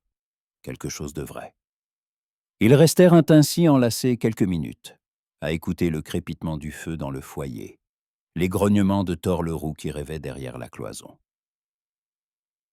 Dehors, le vent se levait, annonçant un changement prochain de temps. Mais à l'intérieur, dans ses bras, il faisait chaud et paisible. Le marchand repartit le lendemain matin, sans avoir obtenu de réponse de Livir. Elle le suivit des yeux depuis le seuil de la maison de Brynhilde, sans éprouver le moindre regret. Son choix était fait. Non entre l'or et la pauvreté, ni entre le confort et la peine, mais entre une vie inventée et une vie réelle. Et la vie réelle s'avérait bien plus précieuse. L'été déclinait, mais les jours restaient encore longs, chaleureux et généreux, comme la main d'un bon maître. Le fjord respirait calmement. La mer ne se fâchait presque pas, se contentant parfois d'envoyer vers la rive quelques vaguelettes pour rappeler qu'après le calme, la tempête peut toujours venir. Au village, la vie prenait un nouveau rythme, comme si elle-même s'ajustait à la décision prise par les deux jeunes gens. Après le départ du marchand, Livir eut l'impression de découvrir à nouveau l'endroit où elle vivait depuis déjà plusieurs lunes. Les maisons de tourbe et de bois ne lui semblaient plus misérables, mais solides, comme si elles avaient poussé de la terre. L'odeur du poisson, de la fumée, de la résine, des rondins fraîchement coupés ne l'agaçait plus. Elle enveloppait d'une chaleur familière. Les gens, autrefois étrangers, lui adressaient désormais un signe de tête comme à l'une des leurs. Une femme pouvait l'appeler pour l'aider à laver le linge, un vieil homme pour pousser un tonneau, des enfants pour l'entraîner dans leur jeu, comme si elle avait toujours été là. Ce qui avait le plus changé se trouvait en elle. Autrefois, elle vivait dans l'attente d'un grand miracle, en espérant qu'au détour du fjord surgirait un Dreki à la voile noire qui lui apporterait son destin. À présent, elle comprenait que le destin était déjà venu, sans chant ni bannière, sous la forme d'un homme qui réparait des barques, se querellait avec sa mère, tirait un chat d'un séchoir en flammes et disait simplement « Sans toi, il fera trop silencieux ». De l'extérieur, Halvar n'avait presque pas changé. Il partait toujours au quai à l'aube, examinait toujours les planches, défiait le vent, écoutait en silence le bruit de l'eau. Mais ceux qui le connaissaient de longue date voyaient une différence. Ses épaules semblaient un peu plus légères, son regard plus chaud. Parfois, quand il se croyait à l'abri des regards, il s'attardait sur Livir plus longtemps qu'autrefois, et l'on y lisait quelque chose que les guerriers s'accordent rarement, de la douceur. Brynhilde, les observant, se comportait comme un pilote avisé, qui a déjà compris vers où souffle le vent et ne fait que corriger légèrement la barre. Elle ne prononçait pas de grandes phrases, mais ses gestes parlaient rente pour elle. Tantôt elle laissait Livir seul près du foyer, lui confiant la garde de la soupe tandis qu'elle sortait dans la cour. Tantôt, elle envoyait Olvar et Livir ensemble chercher du bois sec, alors même qu'Eliki en avait encore largement entassé. « Fils, porte ses planches jusqu'à la rive », disait-elle d'un ton distrait. « Livir va voir qu'il ne renverse pas tout là-bas. Ses mains sont parfois plus fortes que sa tête. » Alvar maugréait, mais obéissait. Livir levait les yeux au ciel, mais l'accompagnait. Thor le roux trottinait invariablement derrière eux, comme le garde personnel de ces deux étranges personnes étant la personne qui refusait d'admettre l'évidence. Un jour, assise près du foyer à trier la laine, Brynhilde dit à Livir : « Hier, j'ai envoyé un homme au monastère de l'autre rive, pour faire porter un message à ton père. J'ai écrit que tu es en vie, en bonne santé et, semble-t-il solidement coincé dans notre village comme un noyau dans une gorge. Qu'il sache où te chercher si l'envie lui prend de t'en tirer. »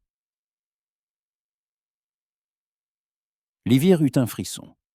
L'idée que son père allait bientôt apprendre qu'elle avait décidé de ne pas revenir la troublait. Elle l'aimait, le respectait, et lui savait gré de lui avoir permis de voir le monde au-delà de la ville. Mais elle savait aussi qu'Asgo n'était pas homme à lâcher facilement prise. « Tu crois qu'il viendra ?» demanda-t-elle. Brynhilde eut un sourire discret. « S'il t'aime, il viendra, sinon, il enverra des hommes. Dans tous les cas, se cacher ne sert à rien. Tu n'es plus une jeune fille qui rêve d'un héros, mais une femme qui a fait son choix. Aux hommes de s'arranger ensuite entre eux pour décider comment ils respectent ce choix. » Livir remercia doucement. Les mots de Brynhild étaient un peu rudes, mais derrière eux se trouvait cet appui que même les proches ne savent pas toujours donner. Mais l'ombre de son père n'était pas la seule à se profiler sur le seuil de leur nouvelle vie. Les paroles concernant Einar, l'ancien ennemi d'Halvar, revenaient de plus en plus souvent dans les conversations. Certains disaient avoir entendu qu'Einar avait renforcé son influence, qu'il rassemblait des hommes, que le déshonneur subi au Thing le tourmentait encore. Ces rumeurs coulaient à travers le village comme des sources souterraines, sans bruit, mais obstinément. Halvar écoutait en silence, mais se préparait en lui-même. Le soir, il montait souvent vers le rocher, au-dessus du fjord, et restait là, les yeux perdus sur l'œil. Parfois, il tenait en main une vieille épée qu'il n'utilisait plus depuis longtemps. Livir l'aperçut un jour ainsi et s'arrêta à distance, ne voulant pas troubler sa solitude. C'est lui pourtant qui l'appela. « Cette épée n'a pas vu le sang depuis longtemps, » dit-il d'une voix basse en observant le reflet de l'acier dans la lumière du couchant. « J'aimerais que cela continue, mais si le passé vient à moi, je ne peux pas l'accueillir les mains vides. » Elle s'approcha, effleura de ses doigts le métal froid. L'épée était lourde, la poignée usée, la lame marquée de petites entailles, traces de combat dont il ne parlait presque jamais. « Tu t'en es servi autrefois pour la gloire des autres, » dit-elle doucement. « Si tu dois la reprendre, que ce soit au moins pour ta propre vérité. » Il la regarda, et il y eut dans ses yeux tant de gratitude qu'elle en fut troublée. Elle s'était longtemps vue comme celle qui cherchait refuge dans la force d'autrui. Pourtant, ces mots semblaient maintenant servir de soutien à Halvar. Les jours passaient. La réponse d'Asgoth arriva plus vite qu'il ne l'avait cru. Un jeune novice venu du monastère la porta, mince, pâle, une petite croix au cou et le regard sur la défensive. Il apparut au village au crépuscule, lorsque les hommes rentraient de la mer et que les femmes préparaient le repas. « Un message pour Brynhild et pour Livir, fille d'Asgoth, » annonça-t-il en brandissant une tablette soigneusement gravée de signes brûlés. Brynhild prit la tablette et la lut à voix haute sans se retirer à l'écart. Les mots étaient simples, mais lourds comme une pierre du soir. Asgoth écrivait qu'il avait reçu la nouvelle, remerciait pour les soins, se réjouissait de savoir sa fille vivante et en bonne santé. Il disait ne pas être surpris de son choix de rester plus longtemps que prévu, connaissant son caractère. Il ajoutait qu'il viendrait lui-même dès qu'il aurait terminé ses affaires avec le Jarl, pour voir de ses propres yeux les gens chez qui vivait sa fille et l'homme auprès duquel elle avait décidé de rester. Pas de menaces, pas de supplications, pas de serment. Seulement un calme. J'arriverai bientôt. Les mots du message s'abattirent lourdement. Livir sentit son cœur se serrer, puis se relâcher. Dans ces lignes se trouvait quelque chose qu'elle craignait plus que les cris et l'interdit. Le respect de sa décision, mêlé à l'inquiétude d'un père. Asgoth n'avait pas l'intention de faire une scène ni de la ramener de force, mais il voulait voir l'homme à qui elle s'était confiée. Siasi. Il ne viendra pas avec l'épée, dit-elle doucement à Halvar plus tard, lorsqu'ils furent seuls. Mais il viendra avec ses yeux, et il regardera d'une façon qui donne envie de se tenir bien droit. Halvar acquiesça. Mieux vaut cela que s'il envoyait des hommes. Il est toujours plus simple de parler avec un père qu'avec une troupe étrangère. Ce n'était pourtant qu'une dérive de la marée qui montait. De l'autre côté, s'avançait une autre vague. Quelques jours plus tard, un homme du village voisin arriva. Il apportait la nouvelle qu'on avait vue dans ces parages des hommes d'Einar. Il questionnait sur Halvar, sur l'endroit où il vivait, sur le nombre d'hommes au village, sur ceux qui le soutenaient. Ils disent qu'Einar n'a pas oublié, conclut sombrement le messager, et que l'affront subi au Seng doit être lavé. Tu ferais mieux de partir loin, Halvar, de trouver un autre fjord, une autre maison. Halvar eut un bref sourire. Si je me mets à fuir, je passerai ma vie à courir, dit-il. Je suis là des décisions des autres. Puisqu'ils me cherchent, qu'ils viennent rester là où ils savent que je suis. Je ne quitterai pas mon village et ma maison par peur d'un homme qui a trop peur pour reconnaître ses fautes. Brunhilde, à ses côtés, serra les lèvres sans protester. Elle savait que l'obstination de son fils ne venait pas de la bêtise, mais de cette honnêteté qui lui avait déjà coûté sa place parmi les guerriers. À présent, elle voyait cet entêtement se mêler à son propre caractère et au choix de Livir. Il nous faut donc nous préparer à recevoir des invités, dit-elle sèchement, un venu de la ville et d'autres qui ne connaissent pas la mesure lorsqu'il s'agit de sang. Ces deux attentes, celle du père et celle des ennemis, pesaient sur le village comme deux nuages différents. L'un portait en lui un possible apaisement, l'autre une menace. Pourtant, la vie poursuivait son cours. Les gens continuaient d'aller en mer, de réparer les filets, de faire cuire la soupe, de rire et de se quereller. Et, au milieu de tout cela, Alvar et Livir apprenaient à être vraiment l'un auprès de l'autre. Ils ne craignaient plus les regards. Autrefois, beaucoup de choses restaient non dites entre eux. Maintenant, ce silence se dissipait peu à peu. Livir pouvait, sans gêne, arranger le col de la tunique d'Alvar, ou chasser une écharde de son épaule, et lui pouvait, sans un mot, lui pousser une écuelle de bouillie encore chaude, ou glisser discrètement un manteau roulé dans son dos lorsqu'il voyait sa fatigue. Mais avec la proximité venaient aussi les doutes. La nuit, Livir pensait à la rencontre de ces deux hommes, qui comptaient tant pour elle de façon si différente. Son père, qui lui avait donné un foyer et la stabilité, et Alvar, avec qui elle s'était trouvée elle-même. Elle les aimait différemment et redoutait que leurs regards sur elle ne coïncident pas. Halvar, de son côté, méditait à la manière dont il se tiendrait devant Asgo.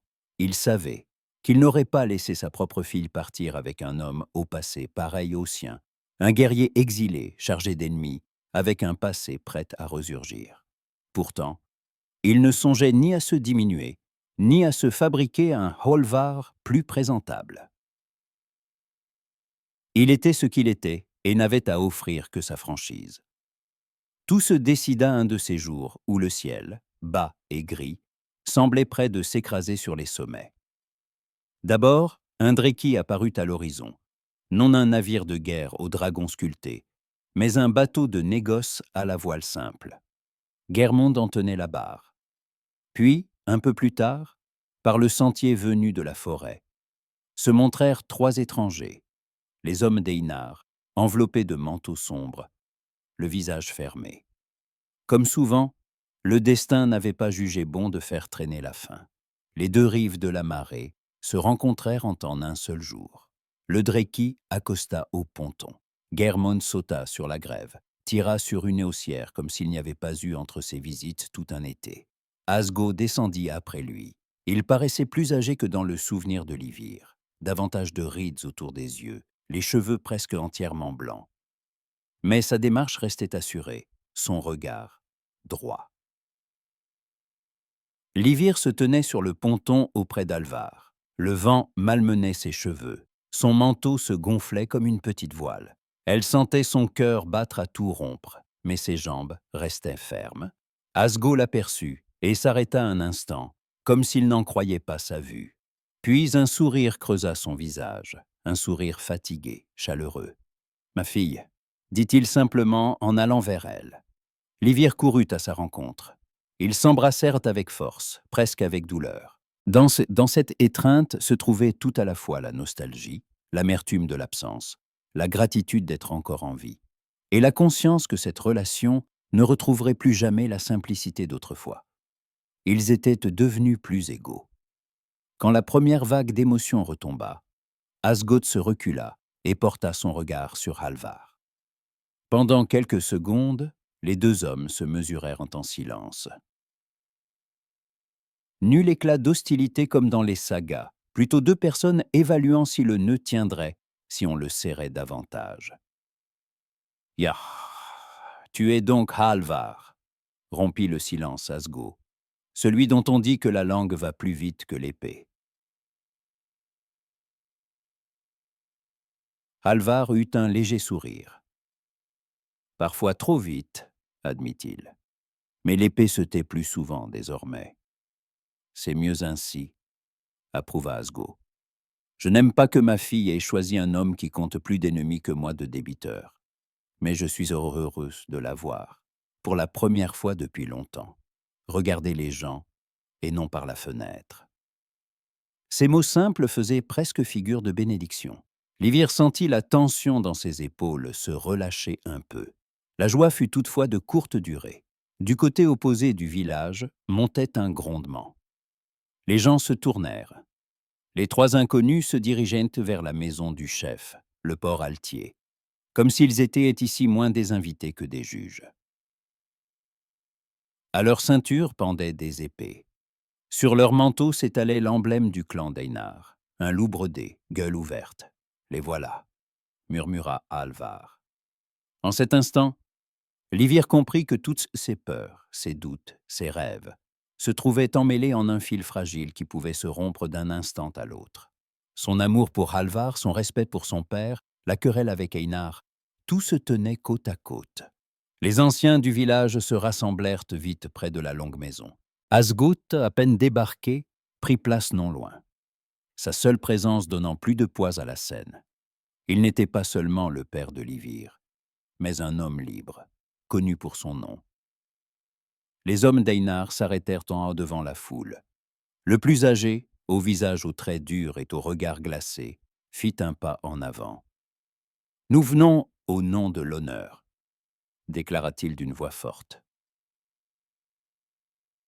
Il y a 3 années de cela, au Thing, un homme nommé Halvar a diffamé Einar notre Seigneur, en le traitant de menteur et de voleur. Ces mots ont été prononcés devant tous, sous le ciel et sous les yeux des dieux. Nous sommes venus demander s'il est prêt à les retirer ou prêt à en répondre. Le silence devint lourd.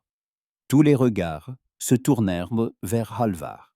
Livir se tenait à ses côtés, la main serrée sur la sienne.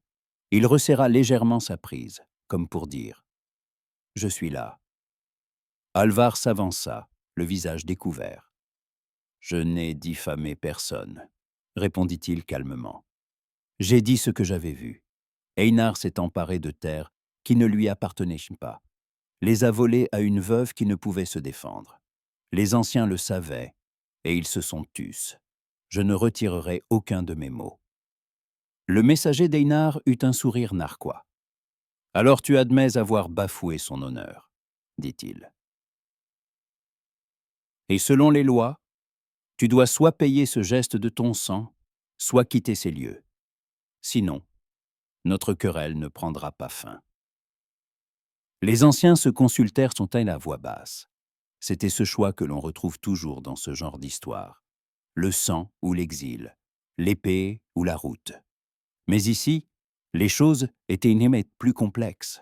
Dans le dos d'Halvar, il n'y avait pas que sa propre vie, mais aussi le village et Livir. Avant qu'il pût répondre, Asgo fit un pas en avant. « Tu parles de l'honneur d'Einar, » dit-il d'une voix ferme. « Mais l'honneur, ce n'est pas seulement ce que l'on dit d'un homme, c'est la façon dont il vit. J'étais moi aussi à ce Thing. J'ai entendu ce qu'a dit Halvar, et je sais que, si beaucoup se sont tus ce jour-là, ce n'était pas parce qu'ils mentaient, mais parce qu'il leur convenait de se taire. Si tu veux du sang pour avoir dit la vérité, il te faudra t'expliquer non seulement avec lui, mais avec ceux qui se tiennent désormais à ses côtés. » Ces paroles changèrent tout. Jusqu'alors, les envoyés d'Einar n'avaient net vu devant eux qu'un homme et son village. À présent, Halvar se retrouvait appuyé par un marchand respecté, un homme au nom connu et aux nombreux liens. La querelle cessait d'être seulement personnelle. Brynhild s'avança à son tour. « C'est ma maison ici, » déclara-t-elle. « Mon fils y vit. Si vous venez l'attaquer avec vos épées, vous viendrez contre moi également, et contre tous ceux qui se tiendront près de lui. » Plusieurs hommes du village la rejoignirent, se rangeant aux côtés d'elle et d'Halvar. Ce n'était pas une troupe d'élite, ni des guerriers d'exception, seulement des hommes, qui refusaient que leur foyer devienne le théâtre des contes d'autrui. L'émissaire d'Einar embrassa la scène d'un regard et comprit qu'il n'y aurait ni justice expéditive, ni représailles faciles.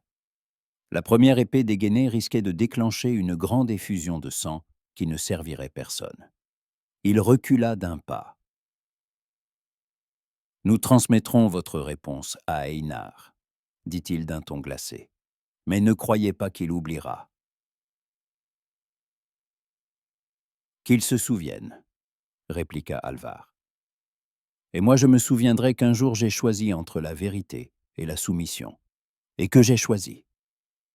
Les envoyés se retirèrent aussi brusquement qu'ils étaient venus, laissant derrière eux une impression de soulagement tendu, comme après un orage qui aurait passé à côté. Les villageois commencèrent à se disperser en murmurant. Certains tapaient l'épaule d'Alvar, d'autres remercient Asgo d'un regard. Livy resta là, entre son père et Halvar, sentant la tension la quitter peu à peu. Elle comprit que le pire était arrivé, et que les gens s'étaient tenus à leur côté, qu'ils n'étaient pas détournés. La guerre n'avait pas éclaté, même si elle n'était pas terminée. Mais désormais, ce conflit n'était plus le seul fardeau d'un homme. Plus tard, lorsque le tumulte se fut apaisé, Asgoth, Halvar et Livir s'assirent près du foyer, dans la maison de Brunaeld. La lumière du feu adoucissait leurs traits, des ombres couraient sur les murs. Thor le roux, comme à son habitude, avait choisi la meilleure place et s'était allongé entre eux, comme s'il tenait à faire le lien. « J'ai vu bien des hommes, » dit Asgo d'un ton songeur, les yeux sur les flammes. « Ceux qui crient une force à propos de l'honneur, et ceux qui se taisent, mais vivent selon lui. Je n'aime pas que tu te sois fait de tels ennemis, Alvar, mais j'aime que tu ne fuis pas ta vérité. Ma fille a choisi une route difficile, mais, il semble, la bonne. » Il tourna le regard vers Livy. « En es-tu sûr ?» demanda-t-il, non en maître, mais en homme prêt à accepter sa décision, tout en souhaitant l'entendre une fois de plus. Elle hocha la tête sans détourner les yeux. « J'en suis sûre, » répondit-elle. « En ville, j'avais une maison, mais je ne m'y trouvais pas. Ici, j'ai trouvé une maison et moi-même. Je ne promets pas de n'avoir jamais peur ou de ne jamais être lasse, mais je sais que je serai à ses côtés. Et près de toi aussi, si tu décides parfois de venir nous gronder pour la façon dont nous vivons. » Asgoth eut un sourire. « Râler est un droit sacré pour un père, dit-il.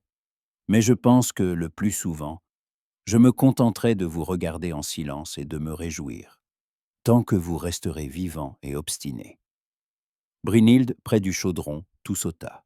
« Puisque tout le monde a dit ces belles phrases, » fit-elle remarquer. « Il reste à décider quand inviter les gens au festin. Je ne veux pas que l'on dise que ma famille vit comme des moines, et il ne vaut pas mieux remettre trop longtemps les noces, au risque que les ennemis soient plus blancs de cheveux que les mariés. » Livy rougit, Alvar baissa les yeux, gêné, et Asgo éclata de rire. « Voilà le vrai jarl de cette maison, » déclara-t-il. « Elle distribue le temps et les hommes comme il lui plaît. » Le festin ne fut pas celui des jarls. Il n'y avait ni trophée sur les murs, ni coupe d'or sonnant clair. Mais il fut chaleureux. Chacun apporta ce qu'il pouvait. Un morceau de viande, du pain frais, ou simplement une parole amicale. En l'honneur de Livir et d'Alvar, on leva des gobelets de bois. Un skaldé du village voisin chanta un court poème simple sur la fille de la ville, et le guerrier qui avait appris à aimer le silence. Assise près d'Alvar, sentant parfois sa main toucher son épaule, Livir se rendait compte de quelque chose. Il ne s'agissait pas du point final, d'une saga, où le mariage clôt l'histoire. C'était plutôt le premier vrai tournant d'un long récit. Il y aurait encore des disputes, des peurs, et sans doute de nouvelles menaces. Einar oublierait difficilement, et la mer ne resterait pas paisible à jamais. Mais elle n'avait plus envie de regarder tout cela de loin, comme un joli motif. Elle voulait avancer à l'intérieur de cette histoire, pas à pas. La nuit, lorsqu'il ne resta plus rien du festin que des braises rougeoyantes et quelques rires étouffés, ils sortirent sur la grève. Le fjord s'étendait, noir comme un ruban. Les étoiles se reflétaient dans l'eau comme des pièces éparpillées. Le vent restait doux, presque estival, même si l'automne se cachait déjà derrière les rochers. Livir s'appuya à l'épaule d'Alvar. Il l'enlaça d'un bras, l'autre main posée sur un vieux piquet du quai. Thor le roux, refusant de céder sa place, s'installa à leurs pieds, leur réchauffant les chevilles. « Si quelqu'un m'avait raconté cette histoire il y a 1 an, murmura Livir. Je ne l'aurais pas cru. J'aurais dit à Coquel était trop calme pour une saga. Trop peu de sang, trop de bouillie. Alvar eut un rire bref. Tant mieux si ce n'est pas une saga, répondit-il. Dans une saga, on nous aurait déjà tués ou séparés. La vie, quand on a de la chance, laisse du temps pour les erreurs, le rire et les disputes du matin, pour savoir qui a laissé ses bottes au milieu de la maison. Livir sourit. C'est peut-être ça le plus grand miracle, dit-elle. Non un seul exploit, mais toutes ces petites journées que l'on peut passer côte à côte. La mère poussa un léger soupir, comme pour approuver. Loin derrière les falaises, le Dreki d'Einar suivait peut-être sa route. Un jarl pouvait discuter avec des prêtres, des moines prier dans des murs de pierre. Mais là, près de ce quai tranquille, 2 êtres s'étaient choisis, et avaient choisi une vie sans grande légende, mais riche en chaleur, en franchise et en amour tenace. Les anciens dieux et le nouveau, le supplicié, auraient qu'un sans doute discuté là-haut. Là-haut pour savoir à qui attribuer cette histoire. Pourtant, il devait de leur être agréable de voir comment 2 destins humains, presque noyés dans la tempête des décisions des autres, avaient malgré tout trouvé un rivage commun. Livir leva les yeux vers Halvar. « Promets-moi, demanda-t-elle, que si un jour tu décides de te jeter à nouveau dans le feu pour Thor le roux, tu me préviendras au moins. Je ne veux plus te voir sortir noirci comme un morceau de charbon. » Il rit doucement. « C'est promis, dit-il. Et toi promets que si tu te mets en tête de partir encore une fois vers un héros inventé dans quelque village perdu, tu demanderas d'abord à celui qui est bien réel s'il est d'accord. » Elle hocha la tête. Promis. Ils restèrent ainsi longtemps encore, tandis que les étoiles glissaient lentement dans le ciel et que le seau à leurs pieds murmurait ses histoires sans fin.